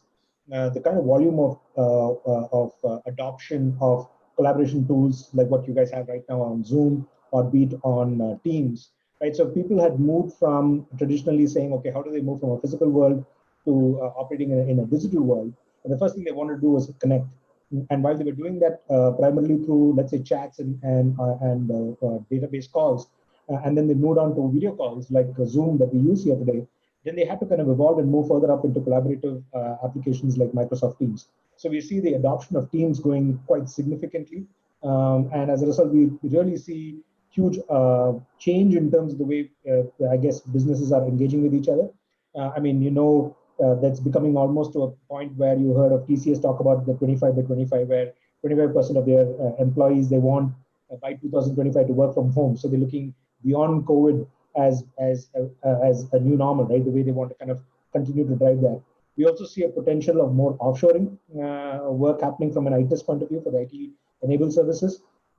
There's definitely going to be greater use of data and public cloud. Because of that, they need more speed, more scale. They obviously require this to be more secure, given the fact that people are operating remote on different devices, may not be company-issued devices. So there is that need as a result in terms of just that collaboration, that connectivity, just to kind of take a manifold approach compared to what it was, let's say, even a year back, right? And I think this is level setting all of that. So from Microsoft's point of view, we've been enabling that through just the Teams adoption, right? We've, if you look at it in terms of just the data that we put out, right? We had over 200 million participants in a single day on Teams, right? About, clocking something like 4.1 billion minutes of meeting time, right, on Teams. So clearly you can see this is now starting to become just a way of life, right? And people are using that beyond just in terms of where they're using it for, be it using on whiteboards, be it in terms of sharing of documentation where they're working together. So nothing is stopping in terms of what happened with COVID in the way we collaborate in a physical world versus a digital world.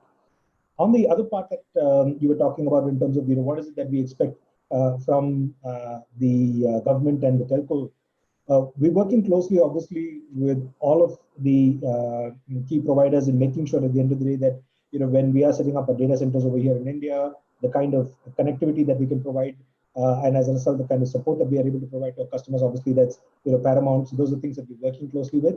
I think there's a lot of collaboration that we're working there, again, in terms of just enabling different user groups, be it the MSMEs that we're working and trying to support that, be it in terms of startups that we're trying to support that. So there's different groups that we're working with proactively to try and see, how do we make sure that we're able to sustain, especially they are fairly vulnerable. One from just the scale of where they are individually as organizations, and so we are working closely to ensure that how do we support MSMEs and how do we support startups. So those are things that we're working through, either through the government or directly through our partner ecosystem or directly to the customers itself. And so that's broadly in terms of what I would kind of summarize, right? We're seeing greater adoption. We're seeing much more need for collaboration. We're seeing different vulnerable industries that are asking for different kinds of support that we need to provide for, right, in their ability to digitize and really transform as a result of the business. And finally, we're working alongside the government or different government agencies and with customers and partners to address specific groups, be it in terms of MSMEs or be it in terms of startups, right? That's how we're looking at in terms of where we're seeing a maximum amount of our focus in the coming quarters. Okay, cool. Thanks, Harish. So I see, Mr. Sujay, you are online, is it? I can see you are logged in. Can you just confirm if you are online?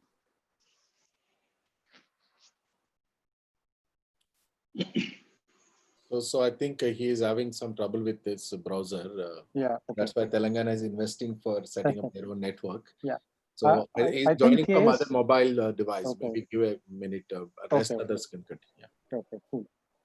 Cool. I'll then move on to Akash. So, Akash, you are a CEO of a startup who is, let's say, working on resolving some of the issues which, the India digital infrastructure is facing. You have a good mix amongst the panel members here. You have telcos, you have government representatives, you have OTT companies. So what are your expectations as a CEO of a startup? How do you think, startup community can engage better with all these stakeholders to solve some of the big problems which the Indian digital infrastructure is facing? And I think some of the discussions we had earlier also, most of the solutions which are being brought in India are mostly, exported from outside India, basically. So how can we have like a local problem solver, local ecosystem which is solving problems for India? So please elaborate on that. Yeah. Thank you, Gaurav, and thank you, STL, for giving me this opportunity. And first of all, many congratulations to all the startups. I think you came up with some great ideas, and wonderful innovations, and you know, I can definitely, you know, relate myself being on that side. And so, you know, first, you know, a lot of congratulations to you all. Now, just, you know, illustrating the point that Gaurav, you've been asking. So let me just start with a couple, you know, one or two stories that we faced, you know, as we were working with telcos. We've worked with a number of telcos, including Bharti Infratel. We worked with Geo and of course Sterlite. Uh, and so the thing that we realized that it was very difficult for us even to just understand in true sense what is the challenge that you're facing. Huh? So for example, we could understand our technology, what we're doing, but unless, you know, we got to spend a lot of time with you. So for example, when we started working with Bharti Infra, we realized that maybe we can use drones to, you know, survey the towers and see if somebody is digging, you know, somewhere on the way. But then as we went on the field, we realized there are a lot more problems. Sometimes the power is not there. Sometimes there's nobody to see it, maintain it. So as we learned, you know, we picked along the pieces and we built a little dashboard around it, you know, put some AI into it. And then, you know, finally it became into something really good. But what I realized was that it was difficult just to understand, you know, face to face, what exactly is the problem that telcos are facing. Huh? So I think to reduce that gap is something that, you know, definitely a lot more things can be done. So for example, we realized that it almost takes, you know, 3 months just to be with you to understand, you know, exactly how we can solve your problem. And that is a time, you know, it's kind of time luxury that not all startups may want to invest into. Although we think, you know, for a startup's perspective, I would say it's a must. You know, if you want to go and solve a problem for a big telco, you know, you will have to really get into their shoes, spend some time with them to understand it. But I think that's where, you know, a platform like Udayan, you know, coming in with AGNIi, is what it is doing. You know, it's trying to bring you know, you're stating your problems, startups are trying to say what they can do. At the same time, I think, I don't know if there's a way to include some kind of a startup internship. So like, you know, you have interns, you hire interns into your companies, but what if you could hire startups into as an internship? You know, you work with us 3 months, we'll give you a little pilot, try out something, maybe we'll pay you a little bit, or maybe just cover your expenses and not pay you. But you know, when startups get to intern with you, I think they'll understand your problems a lot better. Second piece I just wanted to bring in is, or actually we can take that as part of panel discussion. I'll let other panelists speak, you know. I think that's pretty much the perspective I wanted to bring as a start. Yeah. Sure. So, you know, this is quite an interesting concept, you know, which is startup intern. I've never heard of this before. Like you hire interns, you actually, you know, take on. I just said that word. I mean, I don't think that word really exists. I just said it. But I think it will be good to hear from, you know, we have Deepak Sanghi and, you know, Deepak from Vodafone. What are their views in terms of engaging with startups in a more, let's say, systematic and a continuous and a regular way, and giving this, you know, time frame? I think one of the problems which you are referring is this industry's problem are quite unique, and not everyone understands that basically. And it takes startup founders who are coming from specific tech background to really understand what, you know, telcos are looking for, or what, let's say, anyone who is building a network like ISPs or government, what are they looking for? So any views, you know, both the Deepaks, you know, on the call, what do you think, you know, as an industry we can do better? And also Badri, because you are leading technology at STL, how can we, you know, take it to the next level so that there is more inclusive, let's say, participation of startups in solving country India specific problems? So we will first go with both the Deepaks and then move on to Badri. So basically we, okay, yeah, go on, please. So basically we don't interact with directly the startups, but yes, when we discuss with our OEMs, we, you know, they become a partnership of our, you know, whole gamut. So they understand our problem, and we devote, as he is saying, that, you know, around 3 months of time with the startups, and I think we devote more than that with our own OEMs in telling the problems and what challenges we are facing. And since they come on a very regular basis, they understand our problems and they come up with the product. And I think they are backend, they may be talking to all the startups to understand even issues like joint closure, heat sinks, and I'm saying very small items where we face issue on a day-to-day basis on O&M. We discuss with OEMs, but not with directly with the startups. I think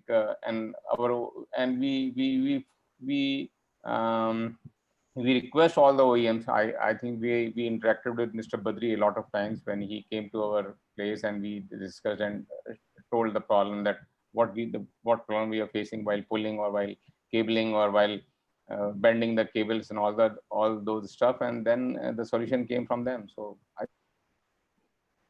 think.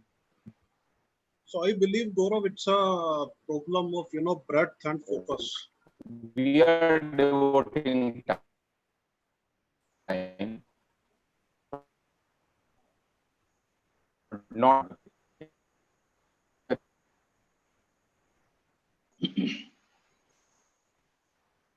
I think Deepak Sanghi, you can speak. I think there was some interruption in between. Yeah. So in my perspective, Gaurav, what Akash said is very, very interesting. And I believe there is no harm in that. Absolutely, we are open to try that few times if we can get, somehow an opportunity to put something like that and more deeper interaction, whereupon some of, these entities who are attempting to do something new and innovative and problems that we are facing, they get a more practical, more real insights into what the problem is rather than as it is stated, in conversation sometimes. So fantastic idea from Akash. Really look forward to that. Yeah. Second, I believe is the problem is breadth and focus. Innovation needs focus, and the operator's problem today is the breadth of problems. I mean, there are vast degree of logistics involved. There are so many problems to solve with. Operator doesn't really find time to focus on each of them minute issues, and they have no certainty that okay, if I focus on this particular area, maybe I get a result or I don't get a result.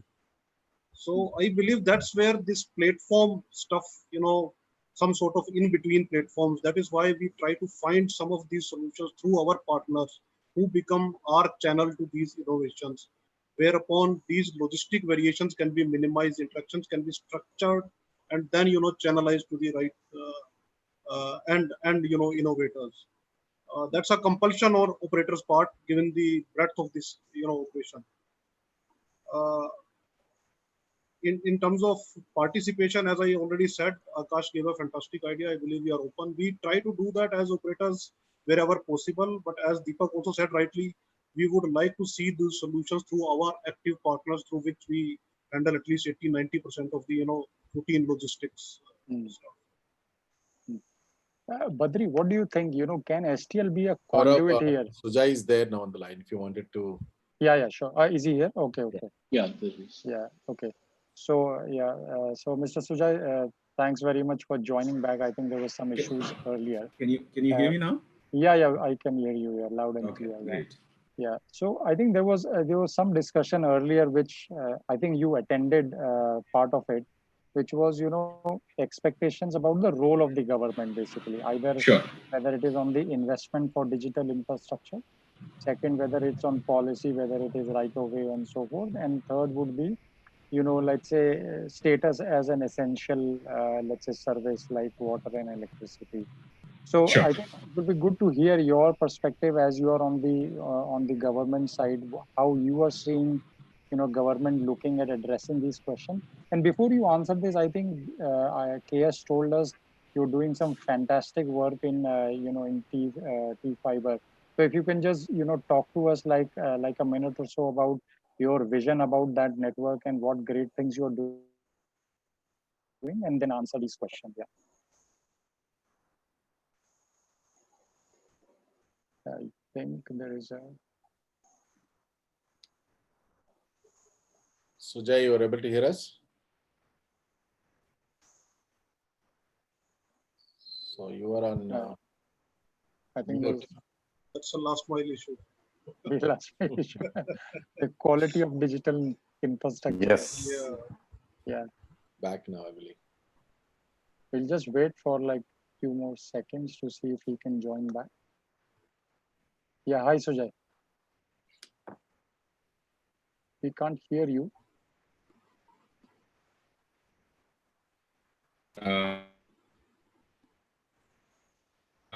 I'm back again. Yeah.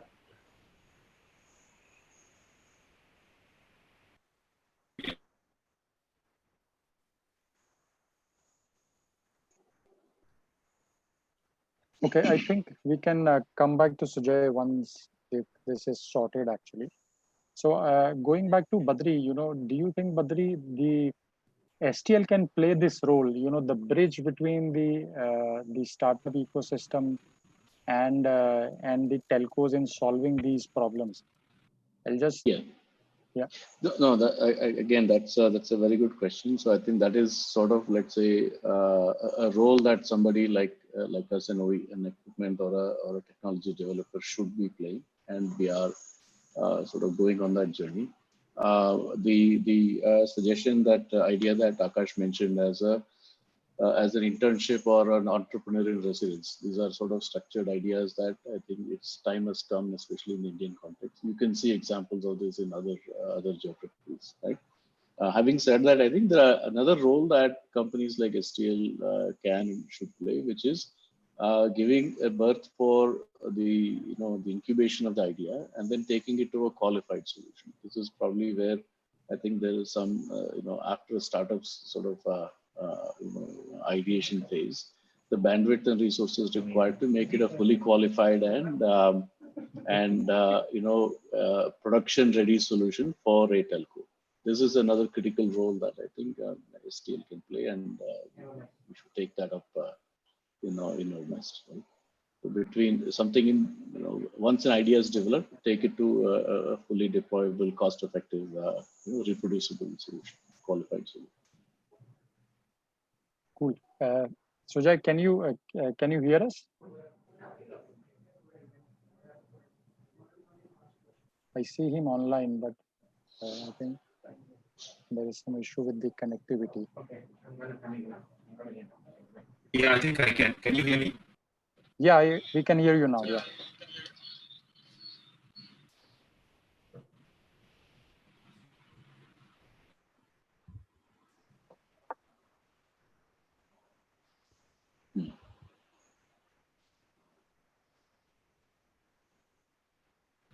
Cool. I think there's some connectivity issues. Cool. I think there is this good discussion. I think one good idea which came out of this panel today, it's about how do we accelerate the onboarding of the startup ecosystem who come with very diverse capability set and try to solve some critical problem which digital infrastructure in the country is facing basically. And I think that's a good way to, let's say, summarize the panel discussion. And I think where both the Deepaks have clearly articulated that there is an intent to collaborate, but I think probably the telcos have such a multi-dimensional problem set. They cannot work with each and every company. I think somebody like a gatekeeper like Sterlite can actually come in and source the problem statements from the telcos and provide like qualified solutions back to telcos and governments, actually people who are investing and developing the digital infrastructure. So I think overall, good discussion, and one clear this theme is emerging, which is the bridge between the startup ecosystem and the telcos to solve some of the critical problems which the country is facing. So what I'll do is I'll like to take some questions from the audience if there are any. So Anup, if there are any questions, you can just check. I think Mrs. Sujay once before we go to questions. Ms. Sujay, are you hear us?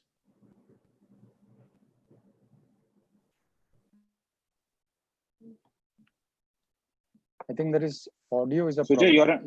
you're on mute. Okay. Can you hear me? Yeah. Yeah, Sujat. Is this okay? Yeah, it's better now. Yeah. Please Yeah. go ahead. Okay, so I'm really sorry. I think there has been a lot of issues from my side. It never happened before, but today it did. So I don't know. I think you had a couple of questions, but you can ask me a couple of them. But as a state, I think I'll just give a little broader perspective. I think when it comes to telecom, there has been a little bit of a mindset in the country, which suggests that the state should have no role in communications, and that it is the prerogative of the private body which should go ahead and do it. And that was clearly came out visibly the case when it came to the mobile networks. When it came to the mobile networks, it became very clear that private players are much better suited to roll out a nationwide, a viable and a high-tech network compared to a state. And what we did was we kind of extrapolated it and said that when it comes to communications, the private party industry is better off doing it. And then slowly the state started to move away from playing a major role in laying the communication networks. And this, I think, is one of the primary reasons why we missed that bus of laying a fixed network. And then there have been certain lobby which said that mobile network is good enough for us as a country, and we don't need to lay or make any investments into the fixed network at all. And the promise was always that 3G will move to 4G, and then 4G will move to 5G. So we are combating these two mindsets. The mindset that it is better off that private parties, private industry takes care of it. Then comes BharatNet, but BharatNet also comes with a little bit of a handicap vision, because when the central government gives funds, it only gives the funds from Mandal to Gram Panchayat, and that creates an island of a network which doesn't make full sense for rolling out a complete network. So these are some of the issues that we are facing as a country. So in Telangana, what we are doing is to start with one thing. We have already, this is before COVID, we have decided to make broadband as a utility, and we are moving in that direction. The state will announce and create a legislation to make broadband as a utility in the country, in the state. And we have written as a state, our minister, to the central government saying that we recommend that in the country, the broadband should be seen as a utility. So that means whenever there is a new building or a house that or a street that is laid, then it has to take into account, along with water and electricity, a connection for broadband. That is what we are moving as a state. Two, state has to invest. Otherwise, a rural broadband is not just possible, because private operators may not get into rural areas because it doesn't make it a viable, play. So I think this is one of the learnings, is that the state has to come in and pitch in and become a stakeholder in laying out a wide area broadband network. And for that, it has to take into account certain things that it has to invest in. For example, the right of way. I think what we are doing at Telangana is we are giving the right of way, and we are taking care of the right of way for the system integrators to lay the network. So it is incumbent upon the state to get those permissions and get it cleared, and which it is better suited than any other entity. Two, housing the various equipment. For example, we have a lot of buildings and personnel in different parts of the state, including Gram Panchayats, schools, and so on. So we are using the facilities that the government owns, and using the power that, the electricity, and also personnel from the government to, decrease the cost of this deployment of the network. So we are doing that as a state. Three, we are making sure that all the services that the government gives is going to ride upon this broadband network, so that government becomes the primary customer for this network, so that this network in these initial days could start becoming a viable network to maintain, and then over a period of few years then could start becoming viable from a rural customer business. So this is how we are looking at this whole thing as a state. If you have any questions, you can ask me. Yeah, thanks, Sujay. Thanks very much. Do you think other states in India would follow this model? Do you think that is a possibility? See, India has gone on a bit of a 20 years of educating itself that the state should get out of this telecom business. Now you have to teach them back that governments have to get back into this. So that comes with a reluctance in the political and the bureaucratic circles. So that means what you have to do is there has to be a series of articles written in various newspapers and magazines saying that it is back to the state's responsibility to make this happen. And if, for example, Telangana does this in a year's time, we could use that as an example and try to set that as a benchmark for other states to do it. But having said that, we don't have to wait for it because some countries have done it. Even developed countries have done it, where the state took it upon itself the responsibility of becoming a partner. Now, coming to the telcos, when I speak to the telcos, I see a little bit of reluctance on part of the telcos as well to partner with the state because they think that the state is a competition. And that for me also is becoming a stumbling block to clear because, for example, I've spoken to the top tier, whatever the telcos, they don't treat this as a possible partnership. They still are very wary that a state is again getting into this business, and they would. So this is not gonna work out. I think the time has come for coexistence, and the play that they had, which was the telcos had their own run without the state's intervention, was good. But when it comes to fixed broadband, state will have a certain role to play, and the operators have to contend with this particular fact and deal with it head on and get into business with the state. Sure. So just one question has come from the audience, which is, how can startups work with T-Fiber basically? So what is the engagement model? And if someone has, how can they know what problems you are facing, and how can there be like a structured program for startups to engage with T-Fiber? Can you please answer that? So here I'm dealing with government to work with me and operators to work with me. So startups is definitely not very high on the agenda. I will not be bluffing my way through. But having said that, if somebody is really savvy, I think they should start working on business models and solutions which can reach every home of a particular region, and imagine the possibilities, whether it is coming to the health, whether it is coming to the education, whether it is coming to farmer solutions. I mean, I can keep going on how startups can play a role. I have seen the solutions that were being offered by some of the startups in the current program. I'm really appreciative of those programs. They are actually dealing with real problems that we have. For example, urban network.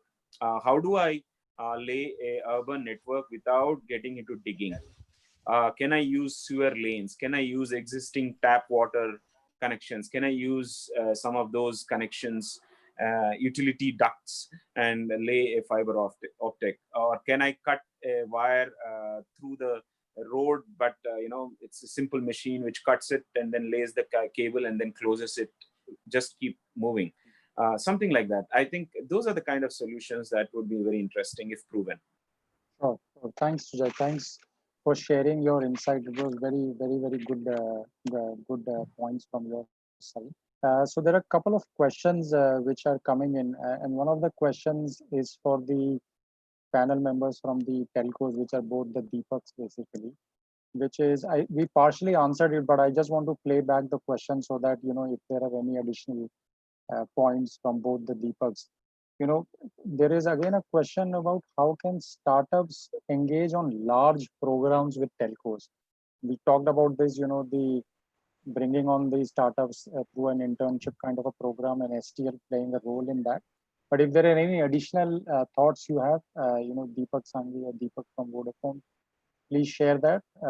Otherwise, we can move on if there are no other thoughts on this. I don't know, Gaurav. There is no ready answer to this. I mean, as I said, we can increase the engagement, and I mean, there is no end to the imagined scale of innovation and engagement. There is no end. I mean, it's like unlimited, immense opportunity. Only thing is, how do we embark on it without loading ourselves, without restricting ourselves, without hurting the productivity and ongoing operations. So that is the only challenge. It is not a challenge of intent, it is a challenge of practicality, and that is where I believe, if depending upon criticality, need, urgency and possibilities, there may be few areas where we can engage directly and few other areas where we have to engage through partners. So cool. Thanks, Deepak. I'll just take one last question. This is for. I think Gaurav, before that, Harish wanted to contribute something. Yeah. I just speak. Yeah, Harish, please go on. No, just on the earlier point. The point is at the end. I think it's a good point that you guys were making. There are other industries that have actually done this, and I didn't want to kind of miss out in terms of giving you guys that insight. Sure. Right? Sure. There are then large enterprises that we work with that have actually incubated startups because of the agility with which startups are able to actually come up with solutions. And we know of Maruti Suzuki that's done it. I mean, there's a whole bunch of people that have done that. And the intention is to obviously try and bring forth opportunities which are, otherwise they wouldn't have thought through with their existing customer bases and their own existing conflicts of how they're prioritizing on things, and doing this separately through an incubation center. And they're bringing in startups into that incubation center, making them build that, and then they transfer the IP. The motivation that we've seen startups do that is, while they use that for as a pilot and launch that for, let's say, in India as a market, they then take that technology and then they go global with it. So we know the motivation that comes from both the startup as well as from, let's say, the large incumbent enterprises. So the likes of, let's say, an Airtel, or Vodafone or anyone, right? Those are things that we've seen where, let's say, in other parallel industries, this is what has happened, and this is what the startup is doing. The second point was the industries have come together, put together in terms of a corpus of fund. There's a fund called the ACT Fund, where actually Sequoia, and few others all came together, and they created a fund actually to just basically support, especially for from SaaSification or applications that they needed to try and enable from local Indian startups, and they created a fund. So there are enough examples of that, but I just thought I'd just share with you guys what other industries are doing about it. Thanks, Harish. I think that's a good point, something for us as a company to look forward, how Maruti or other companies are doing it. And, copy paste the model if it is just working, there is no need to reinvent the wheel, basically. Thanks, Harish. Thanks for that. Just one last question before I, end the panel. It's to Akash. Couple of entrepreneurs who are on the call, they're quite keen to know what you see as key emerging opportunities during this pandemic for startups, basically. So if you can just, help answer that question. So, to answer that question, see, I think whenever you're going to target an opportunity, I think you need to, address the question in a slightly different manner and ask yourself, what is, what's a big problem that's worth solving? Forget about even how will it get solved. I mean, you don't start by thinking, okay, let me try to think what I can solve with AI. No, look at, I think what's really important is if you can spend enough time with your clients and customers and find a problem that is really worth solving, and then find an effective way to solve it. So for example, I think Sujay brought he mentioned a very important point that despite of all the innovation that's happening, we still don't have fiber connectivity to homes in rural areas. Huh? Not every rural home has got fiber connectivity, even as of now. Huh? And so now this is a problem. It's a big problem. It's worth solving. And now you can apply your mind and see if you can solve it. Maybe you cannot, or fine, move to another problem. But I'm saying a lot of times startups don't pick the right problem. You know, they might be really focused on, okay, I've got great AI. You know, maybe I can do a bit of this, and now let me present it. And I think that's a mistake a lot of startups make. So I would say, go ahead, talk to your clients, ask them what is the biggest problem you're facing, and see if you can find an effective way to solve it. So that's one piece. Secondly, I just wanted to add on, a great thing that Harish brought in was how, a consortium can come up. So for example, maybe not all, big telcos would have bandwidth to, accommodate startups, but they can definitely list their problems, and maybe even government can list their problems. So look, these are the top 20 problems we're facing. And then a platform like, Udayan or maybe a fund can be set up that kind of addresses, evaluates, and, gets startup to participate. Also from government perspective, I think government has a much bigger role to play here as well. When you ask, why aren't Facebook and Google's coming out of India? It's also because, a lot of times those startups needed funds to survive for 2-3 years before they brought out any useful product. And this kind of risk, we've seen that VCs are very averse to taking so much risk in India.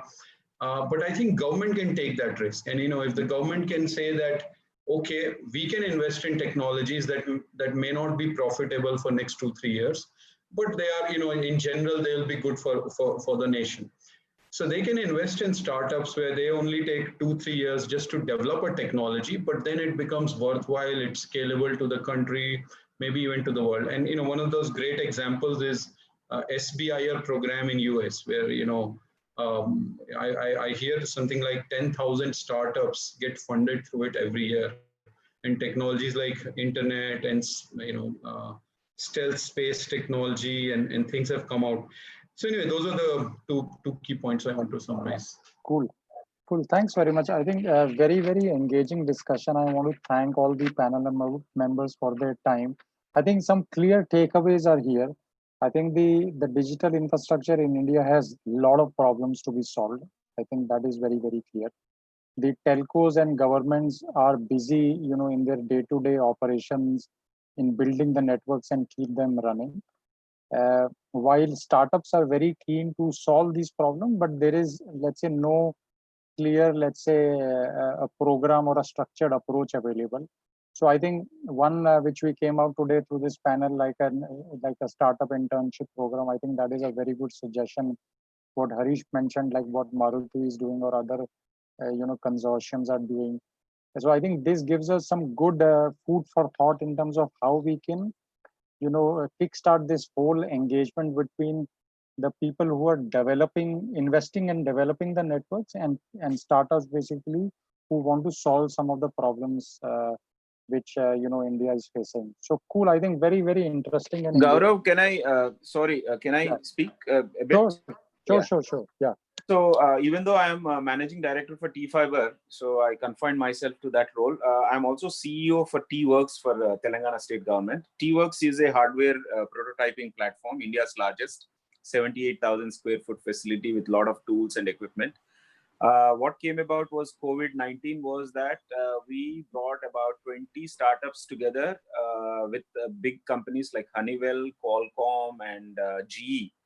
And we collaborated to make a ventilator for COVID-19 patients. And now it is under trials in 2 hospitals. And we are developing around 100 units, and then we'll produce around 1,000 of these ventilators. So what I want to say is that government is very keen, some governments, not all governments, Kerala and Telangana and few others, to sponsor the startups with some stipend and other things, and also bring them under our house and provide the facilities and give the tools and amenities for them to manufacture or develop their products. And we also have a rural entrepreneurship program wherein we actually give money to the to the startups. So these are some of the things that various state governments are doing, and we are also contributing in that direction. Thank you. Cool, thanks. Cool. So I think there are clear next steps, from the panel basically in terms of accelerating the bridge between startups and the government and the telcos. And I think we as Sterlite and Anup, we as the innovation team within Sterlite should clearly look at some of these next steps and see how we can further this agenda in the next 6 months or so. Cool. Thanks, everyone. Thanks, all the esteemed panel members. It was very, very interesting discussion and very insightful. Anup, over to you. Thank you, Gaurav, and thank you, esteemed panel members. Very nice discussion, and I think during the course of time, you all have kind of touched upon every aspect of it, be it the government bodies, be it private enterprise or the startups or even the individual innovators. And I'm sure, with this platform, we have reached out to many YouTubers who are live listening to us to get to know, what is the appetite of the industry, what is the offering that the startups can provide, and what is the degree of shift that they need to ensure that how we can kind of bridge the gap together, and to ensure that we have a seamless engagement and we are able to come out with a win-win proposition out of this. So thank you very much, panel. Thank you, Gaurav, for the great discussion and great hosting. Thank you very much. Now let's move into the earlier part of it. This was a good intellectual break between the movies. So let's get back to the show again with our stars of the evening. We have got two more startups who are eagerly waiting for their show. So let me bring them up.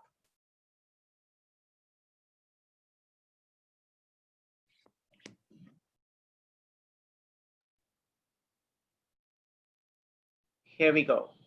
So next we have with us TekOrange Motorsports, Anivesh Chaturvedi. Are you ready?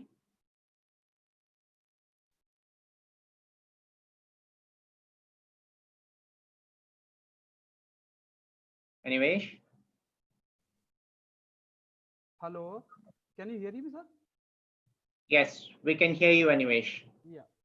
Your voice is coming in a bit low. If you could please speak close to the microphone. Okay. Hello, everyone. Myself, Anivesh from TekOrange.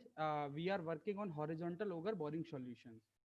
Sir, first of all, I would like to thanks to STL team for great support and guidance to us for development of the mechanical solution or systems. Next year, sir.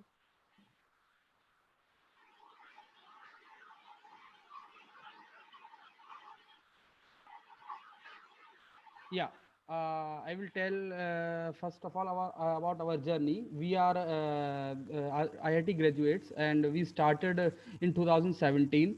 We are under IIT Kanpur, incubated under IIT Kanpur, and we are DIPP approved startup. Other than this, we are developing some other solutions also. So currently we are working on STL solutions, which I will show you.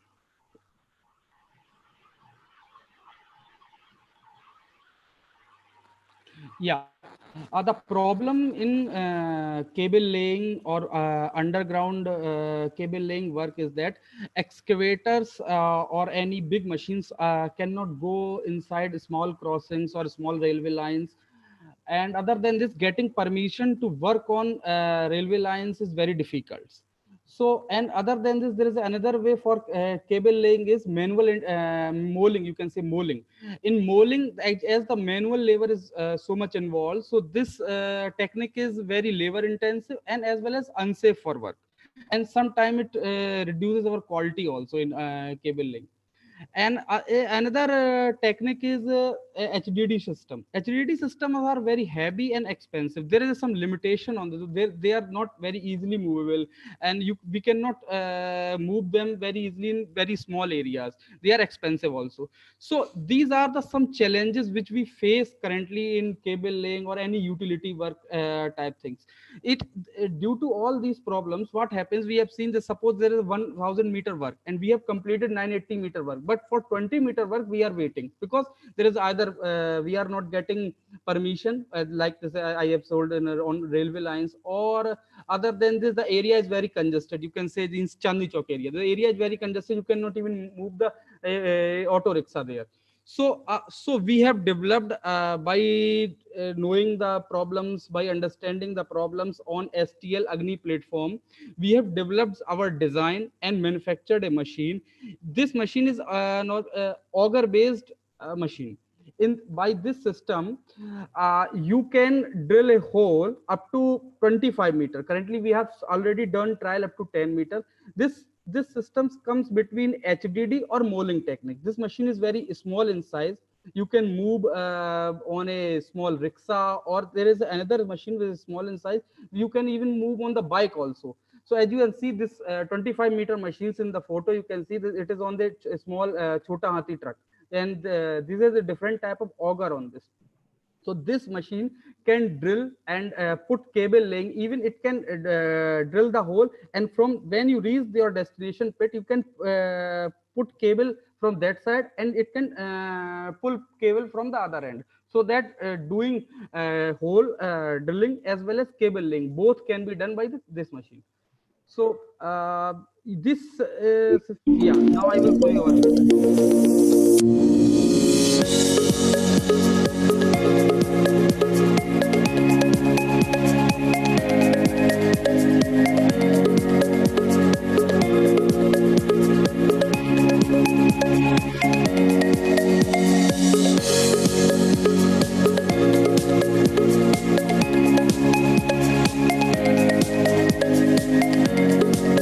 Hello, myself Anvesh Chaturvedi. I live in a small town Babarpur in UP. I graduated in 2013 in mechanical engineering from IIT Dhanbad. This machine which you are seeing, this is a rack system. This is both racks are there, and this is our main mounting system. This is two motors. One motor is for to and fro movement, and the another motor is for rotatory motion. So this is the auger which can cut up to 40 MPa soil strength, and this it rotates, and at the time of rotation it also move to and fro for removing of the taking out of the soil. So we have developed engine driven power pack system. This is it runs on hydraulics. These are hydraulic hoses, and this you see, this is our this is our distributing system. These two motors and two distributing lines. These are individual lines. It runs on 200 bar pressure. Maximum pressure is 200 bar. I have shown you regarding machine mechanism earlier, but now I am showing its drilling functions. These are the different augers. These are the first augers, and then these are the 5 more augers. Actually, one auger length is around 1 meter. So for going up to 6 meter, I have to use 6 augers. For very easy and attaching and detaching, I have used these taper type of threads. These taper type, these are very reliable, very low maintenance, and very easy quick removing and attaching system. Now sir, as you can see, our auger has reached its final pit. Now from here we will start putting duct, and then this process you can see has been completed without any trench work. We have not done any open trenching, and the auger have reached its final position. A frugal concept of horizontal boring using modular augers provided by hydraulic pumps, reaching lengths up to 25-meter couple with ducting.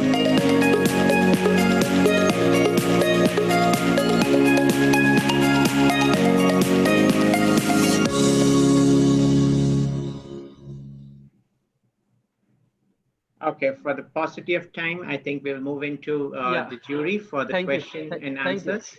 Yeah, question, answer, and guide us. Shuri, over to you. Questions, please. Yeah, Sushil here. What is the power requirement for your machine? Sir, for 8 meter, we need 12 HP. For 8 meter, we need 12 HP.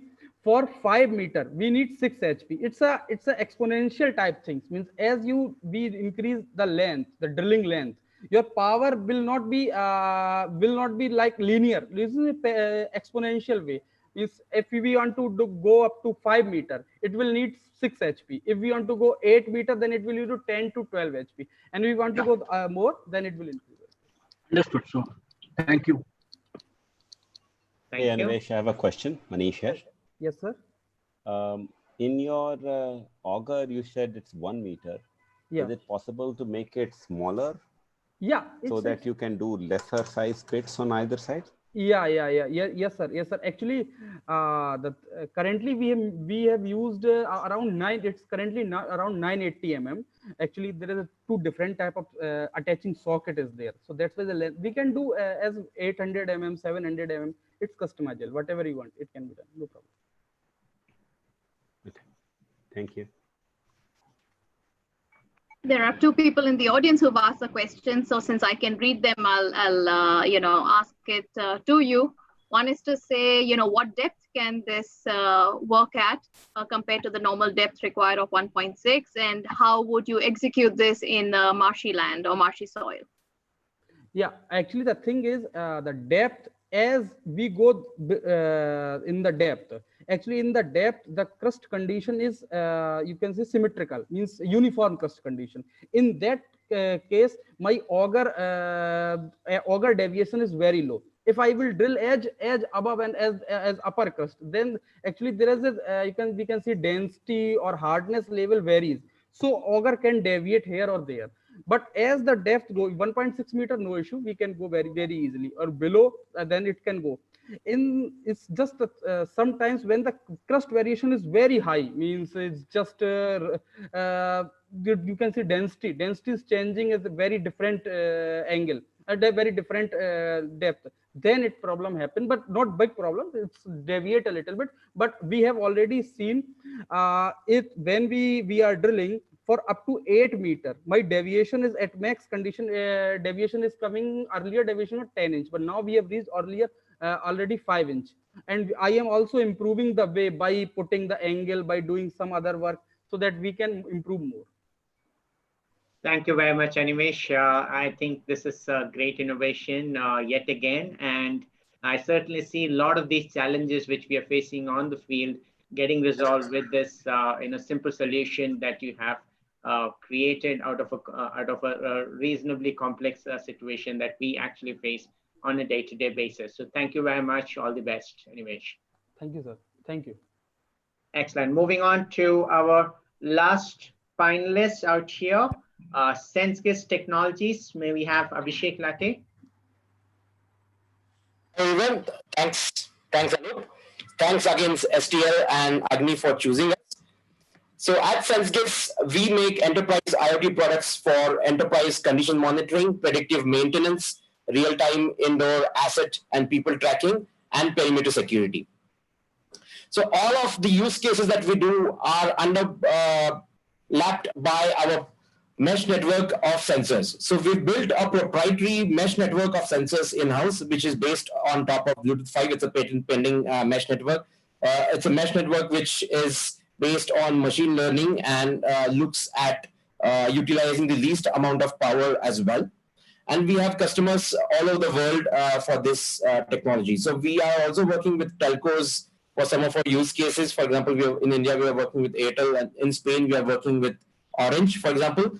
The challenge that we have here with STL is twofold. The first one being perimeter security. So what we do here is use our tiny sensor nodes to monitor the perimeter as such. So it could be a wall, it could be a fence, and we can look for anomalies, we can look for intrusion and map it to a centralized control node as well. So what we do here is we have, like you can see in the slide right now, we have a tiny sensor nodes connected to the cloud via our gateway. Our gateway can be a Wi-Fi, Ethernet, or LTE gateway. And we have a cloud dashboard wherein we can monitor, control, and take actions as per the needs. So the second use case that we have as part of the challenge is real-time fleet management within a plant or within a campus. We help large customers like warehousing companies, large manufacturing companies to improve efficiency across their plants and service stations. So, for example, one of our customers on this use case is Maruti Suzuki. So we are working with them as part of their corporate accelerator program as well, where we have seen a lot of success. So these are two of our use cases that we have, and we would love to play a video.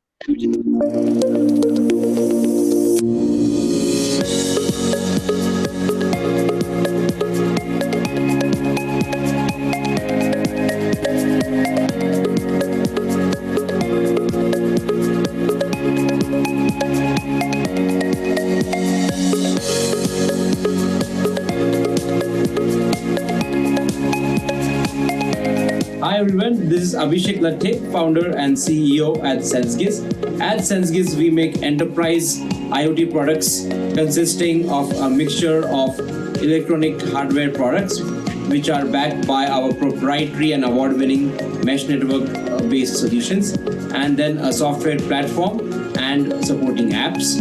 So our products are used in a multiple number of industries for predictive maintenance, perimeter security for borders, as well as environmental condition monitoring and real-time indoor asset and people tracking.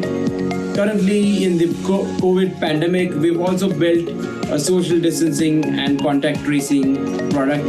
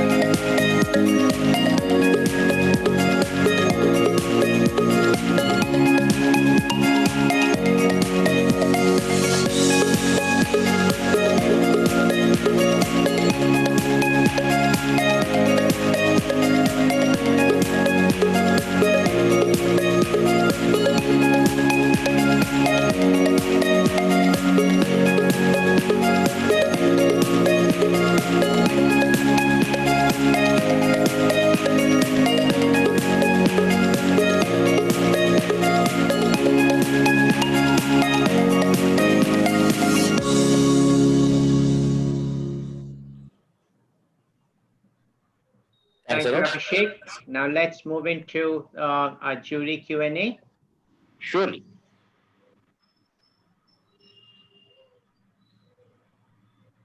Questions from the jury?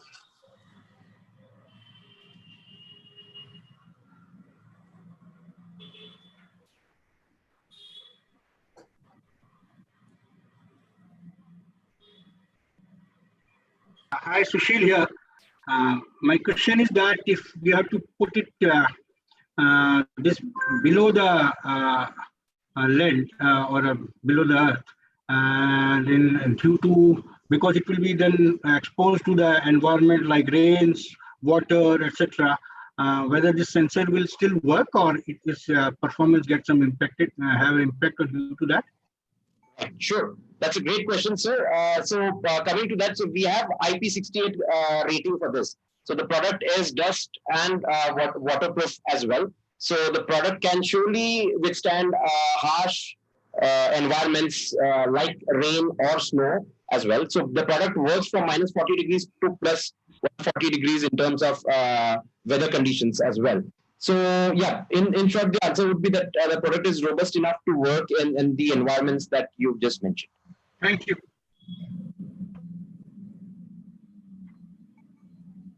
I think with that we run out of time, Abhishek. So thank you very much, and I can clearly see different use cases, even for things which get lost within my house here and there. Now I know how to trace this. So brilliant innovation. Thank you, Abhishek. Thanks, Okay. Thank you. With that, now we move into the next round, wherein we go into the much awaited moment, that is the awards section. And I know we have kind of split the jury round into two halves, so that it was already a difficult job for a jury. And this makes it all the more difficult because after the break, they saw two more great innovations coming. So while the jury is doing this, I believe, Anjali, you have already rated, so I'm going to pull you onto the screen. Would you like to kind of interact with our jury members and also with the innovators to kind of talk about your experiences and also seek some of their experiences with this engagement? Absolutely. So thanks, Anup. I can tell you it was not the easiest thing to be a jury member. Oh my goodness. I can tell you that it was tough. I'm sure it wasn't as tough as being the innovators that we've just met up with.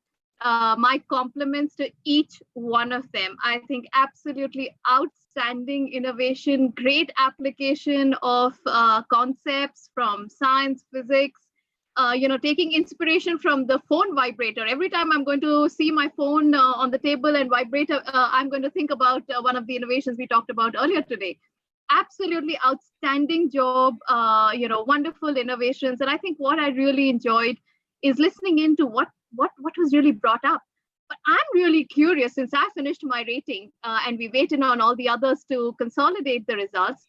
I am actually looking forward to seeing the people behind this innovation. So I think they are really a super six gang, all six of them, and it would be interesting to hear in a little bit about them.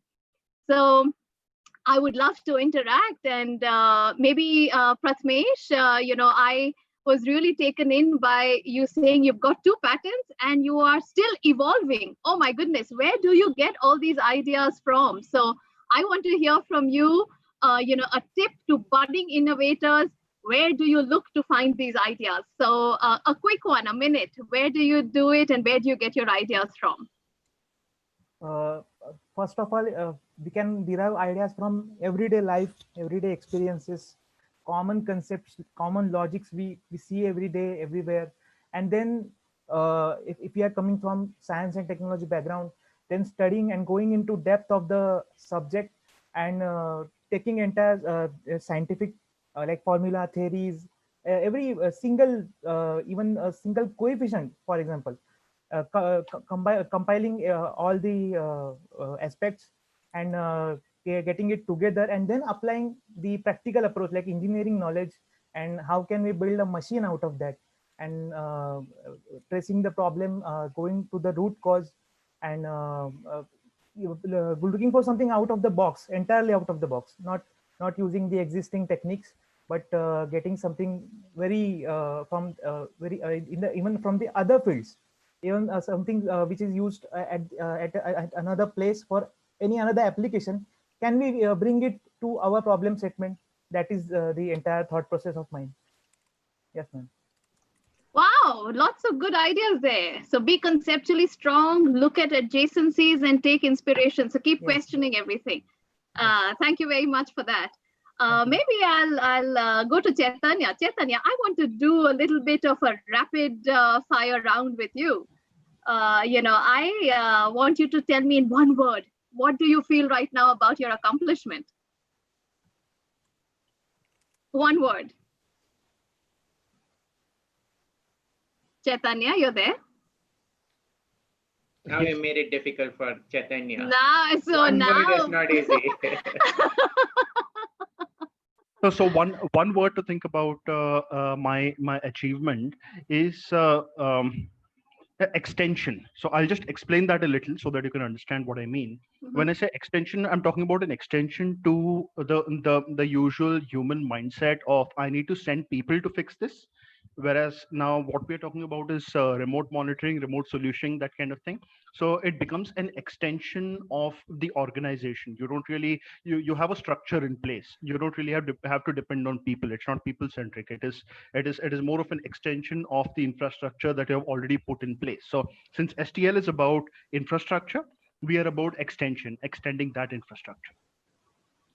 Nice. That was a clever answer. So extension is what you feel about yours. And I think I love it because it fits so well with what was said earlier about building adjacencies, building extensions to everything. It's just taking it to yet another level ahead of the curve. So wonderful.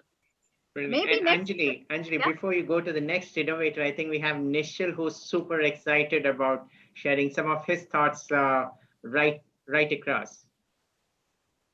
Hey, thank you for this intervention. Actually, guys, I need to run out for something personal to a doctor. So I just thought I'll take a minute before I go because we just went a bit over time and I did not plan this.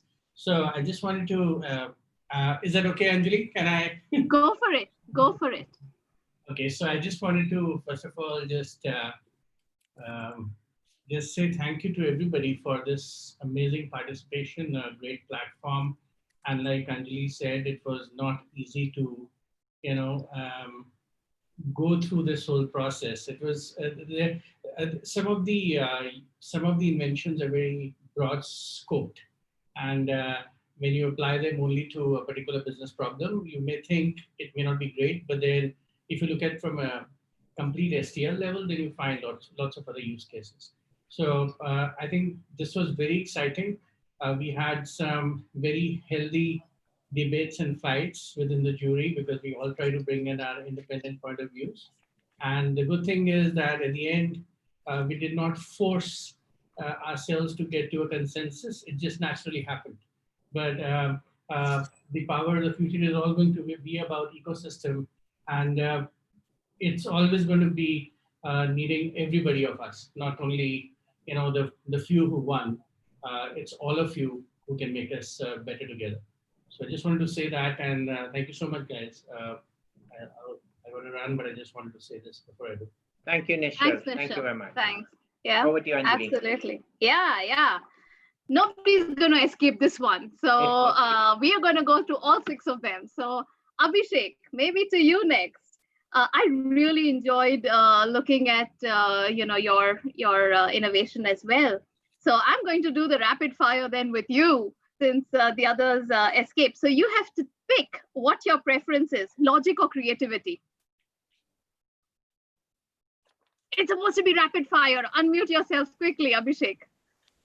Absolutely, apologies. So yeah, at SenseGiz, all of the innovation is always driven by customer needs. So pretty much everything that we do today is pretty much based on a customer problem that has been identified. And then we put in a plan in place to drive innovation to give ROI to the customer. So yeah, a lot of our core IP is of course built in-house, but using that IP to build something for the end customer and give the ROI to the end customer is wherein our focus lies. So we identify the customer's needs and then build something to solve it. Absolutely. So what do you prefer, logic or innovation? Innovation. Are you a morning bird or a night owl innovator? A night owl innovator at all times. Okay. Do you prefer an organized life or let things happen? As organized as possible. Okay, good. Thanks. I was just having fun with you. Thank you for your innovation. All the best.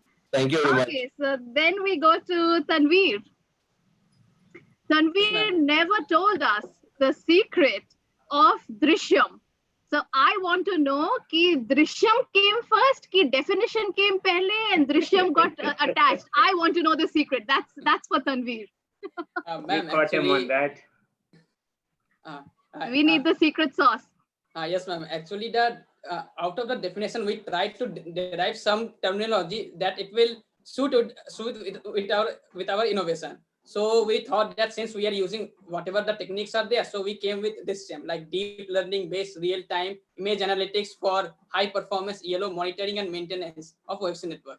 So it took us 3 to 4 days actually to came up with this name. Means we worked for this. Combining everything into one word. Very clever. So give me what people to do. Sorry, ma'am. Like how you had Drishyam. एक शब्द जो आप चाहो कि लोग आपको refer करें. The moment they think of Tanveer, that one word comes. The creativity in it. Nice. Okay, great. All the best to you, Tanveer. Thanks. Maybe I go to Besta.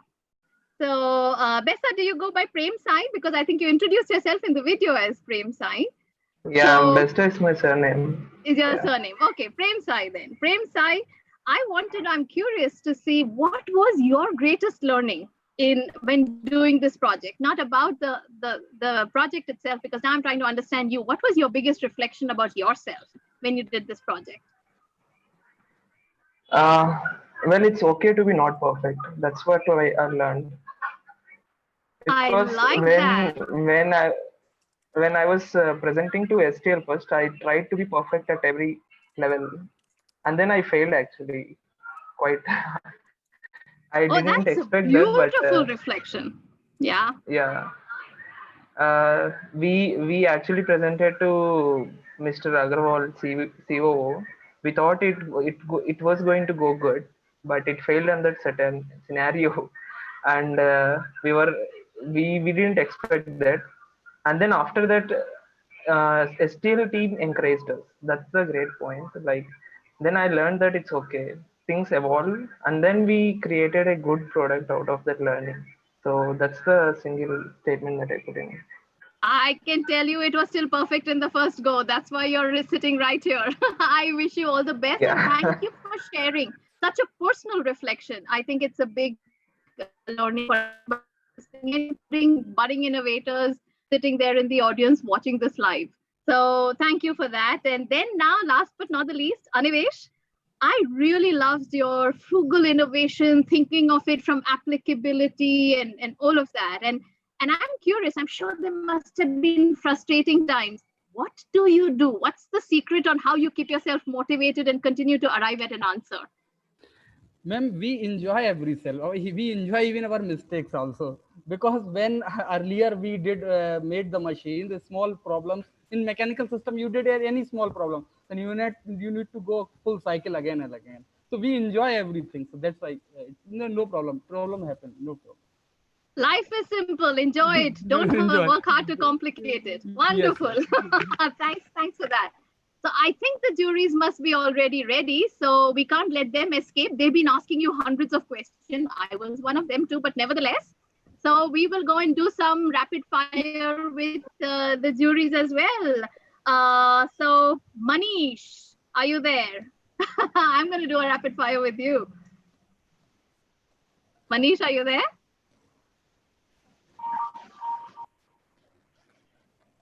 I guess they're still debating on the scores between themselves. They're still debating on the scores. That's okay. I think we have Sushil with us. We can go ahead with. Yeah, Sushil, you don't escape it. You've asked the maximum number of questions. So you're going to get this one. We're going to do a rapid fire with you. Jugaad versus innovation. What do you prefer? Innovation. Definitely. Simple versus complex. Always simple. Okay. Or I want to make complex things too simple. I think that should be the mantra. How you can make a complex thing into a simple thing. You're taking middle path. Simple be complex be. It is complex into simple. Last one. Thinker versus dreamer. Maybe dreamer. Dreamer. Okay. With that, I think we can see if the scores are ready. Thank you to all the jury members. Thank you to all the innovators for sharing such personal reflections and telling us a bit about who they are, apart from what they have done. I'm really excited to see the results. It's been a nail-biting finish, I can tell you that. It was not easy being a jury member. I can say that with absolute authenticity. So absolutely, Anjali. I think yes, there's been a big. I see a lot of message exchanges happening right here. Post the initial round, and now after the second round of the demonstrations, all the more. So I think there is some consensus getting developed, and what we can do is, before we get into the prize ceremony, maybe we could go into the piece with which we have been working with the startups for almost a year now, and we have a fair amount of understanding as to how we're going to go ahead on supporting them, providing them mentorship or pilot opportunities. So let's quickly go over to each one of the solutions that has been showcased today, and tell them the rewards that they have, while the decision on the final price still is getting kind of nicely formulated. So to start with, let's call upon Prathamesh. Yes, sir. So Prathamesh, your reward for our ongoing engagement, we are happy to announce the financial assistance that you're getting, and we would also be sharing with you the kind of programs that we have built, and needless to say, you have an unconditional access to our mentoring and field support. So congratulations, Prathamesh. This is great, great innovation that you've done, and this is coming your way, and go ahead and grab the maximum out of it. Thank you, sir. Congratulations. Thank you. Thank you so much. Actually, can we move to the next?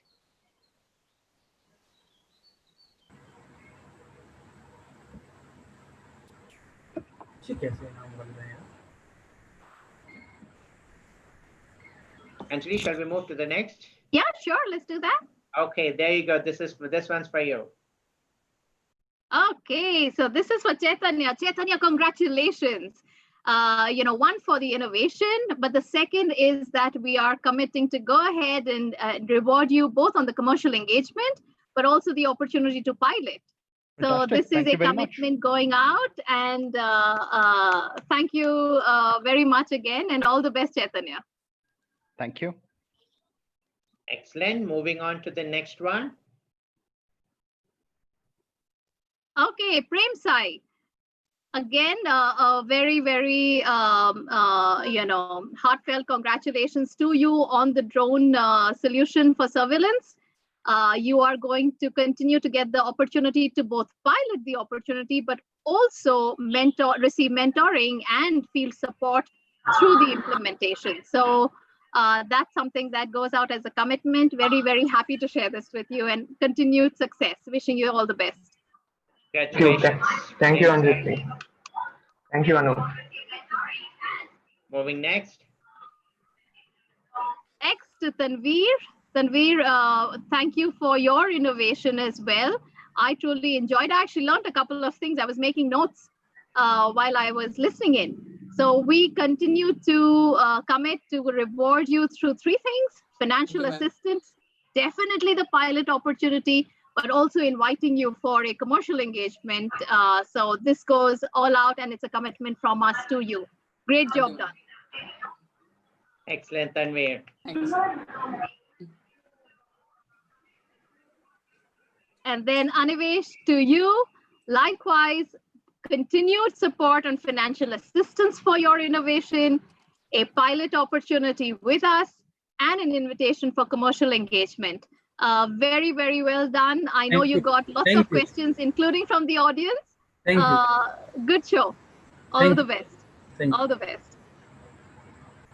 And last but not the least, SenseGiz. Abhishek, yes, Abhishek, to you as well. We are very, very happy to announce that we would continue to have you have the pilot opportunity with us for your innovation. But in addition, inviting you for commercial engagement. Both of these are commitments from STL. So all the best, and very well done indeed. Thanks, Anjali. Thank you very much. Excellent. Okay. Looking forward. Yeah, Absolutely. it goes both ways. It goes both ways. I can tell you that. Absolutely. And it's now time. the winners. Yes. I am getting jumpy on my seat out here. So let's take a look at it. So we're going to have winners and runners up. So let the drums roll. Let's see the runners up first. There you go. All right, Prem Sai, congratulations. You are the runners-up with 2.5 lakhs of award money and absolute support and recognition for your innovation on the autonomous drones for surveillance. Fantastic job done. I can tell you this was nail-biting, content. Wonderful. Congratulations. Thank you. Thank you. Thank you very much. Congratulations, Besta Prem Sai. Now let's move on to this one more runners-up that we have. All right, let's see who it is. Okay, Animesh, congratulations. You get a 2.5 lakh award money for your innovation on the horizontal auger boring. All the questions were really worth it, and definitely enjoying your solution and making sure that you kept yourself motivated through it. You've come out with an absolutely fantastic solution. Congratulations. Thank you. Go out and celebrate. You should be very proud of yourself. We are. Absolutely, Anjali, Thank you. absolutely.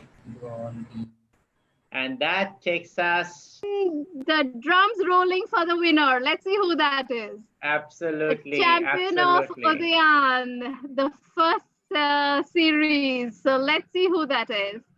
We can do guesses. All right. So Team Resonance, Prathamesh, for the solution on cabling or by longitudinal vibration.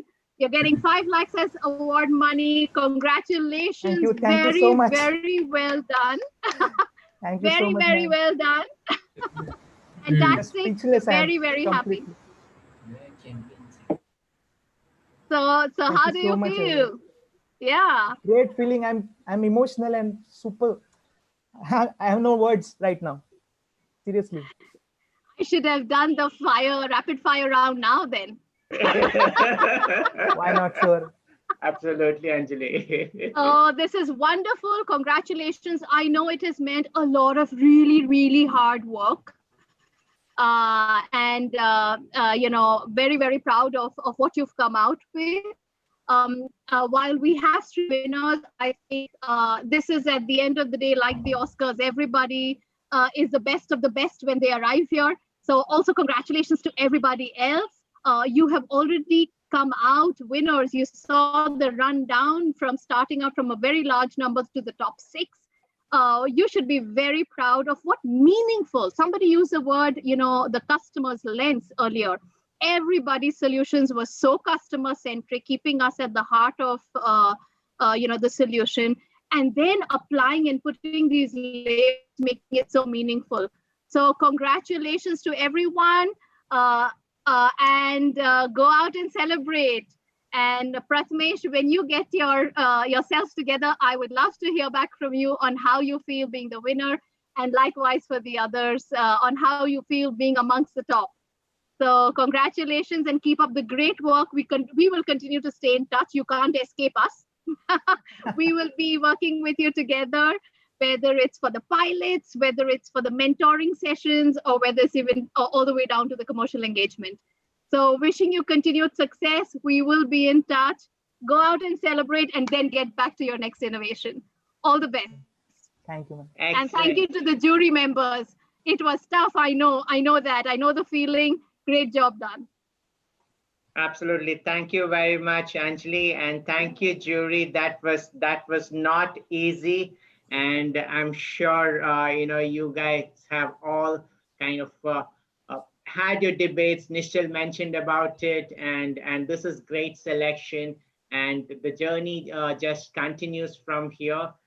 We have the prize money. The competition comes to a conclusion, a year-long effort. And now with this, we also have made our commitments to provide you with mentoring support, and also the other opportunities to run pilots, and an invitation to get along on the commercial engagement. So really looking forward to those days. And I strongly get a feeling that the dialogue process is going to get more engaging, more intense, and really looking forward to those days. So thank you very much. And on that note, before you say thank you to everybody, Anup, Bhushan, and the entire team behind the scene, absolutely fantabulous job done. putting this all together. So you don't get off this platform without hearing that, and I know I'm echoing the sentiments of a lot of people who are logged in today. Absolutely fabulous job done. It's been a year-long journey going through this whole process and bringing it to this penultimate session today. So fantastic job done. Keep up the great work. When things go on autopilot, you know that there's been a lot of hard work in the back end. So great job done. Keep up the good work. Thank you, Anjali. Thank you very much. And now let me call upon stage Sushil. Sushil has been firing a lot of rapid questions, and Sushil will also now come out with a rapid, surprising announcement for this evening. Sushil has been associated with us for quite some time, and he's been actively engaged in each one of these projects right since the inception of the Open Innovation Challenge, the competition that we had launched. He brings with him 3 decades of experience in leadership roles, which is ranging from government sector to public sector, and even quite a lot of exposure with the startups and large private enterprises. So may I now call upon Sushil to make his surprise announcement for the evening. So I think this was a great journey, and I think really 3.5 hours of a great show. And I think the only thing I say that the show must go on. So that's the way we should go. So I think this is the Udayan one. So now I think we have to go for the next series of the things. So Udayan, so we are proposing this series will continue, and we'll be having a next set of the problem statements and next set of the engagement with the startups also. So there it comes. Yeah, there it comes. So.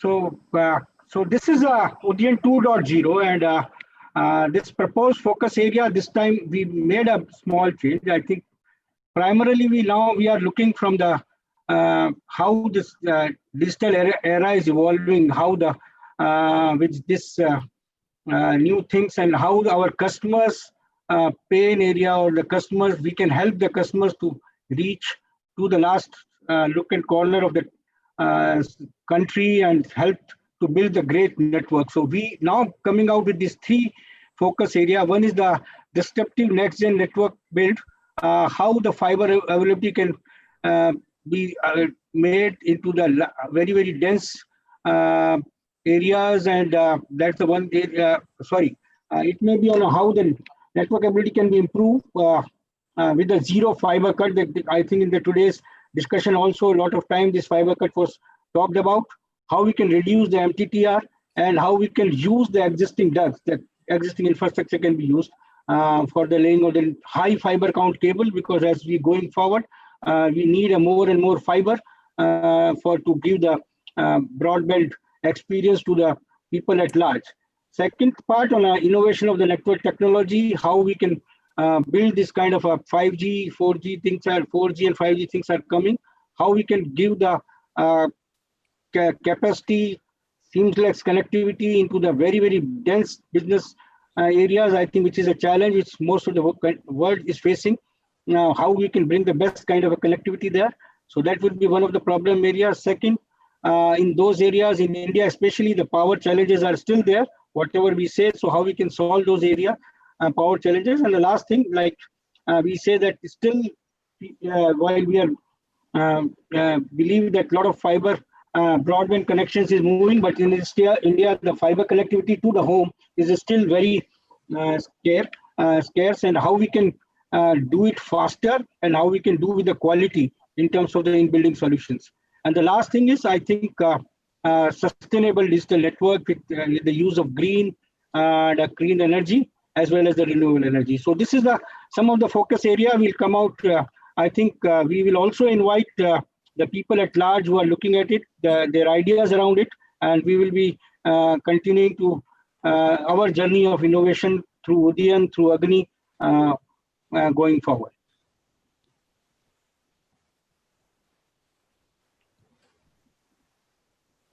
So you can write to us if anybody has any ideas. You can write to us at innovation@STL, and definitely we'll come back to you on this thing.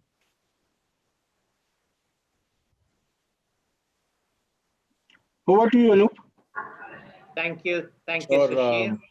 so can I think it's been been a very exciting time that we have spent. This would not be possible without the entire stars of Udayan, all the people that excellent, bright, young team associated with us on this journey of innovation, open innovation challenge, also supported by AGNIi platform, and also a mindset which some of the STLers were talking about, that we've been continuously looking forward for making supporting this kind of ecosystem. So it's been a great journey, and so it's overall a very good experience for last 3.5 hours, and it's really set that agenda that the new normal is there before us, and with this mindset, I'm sure we will definitely bring in a very new perspective to the way that we will build networks going forward with all of your support.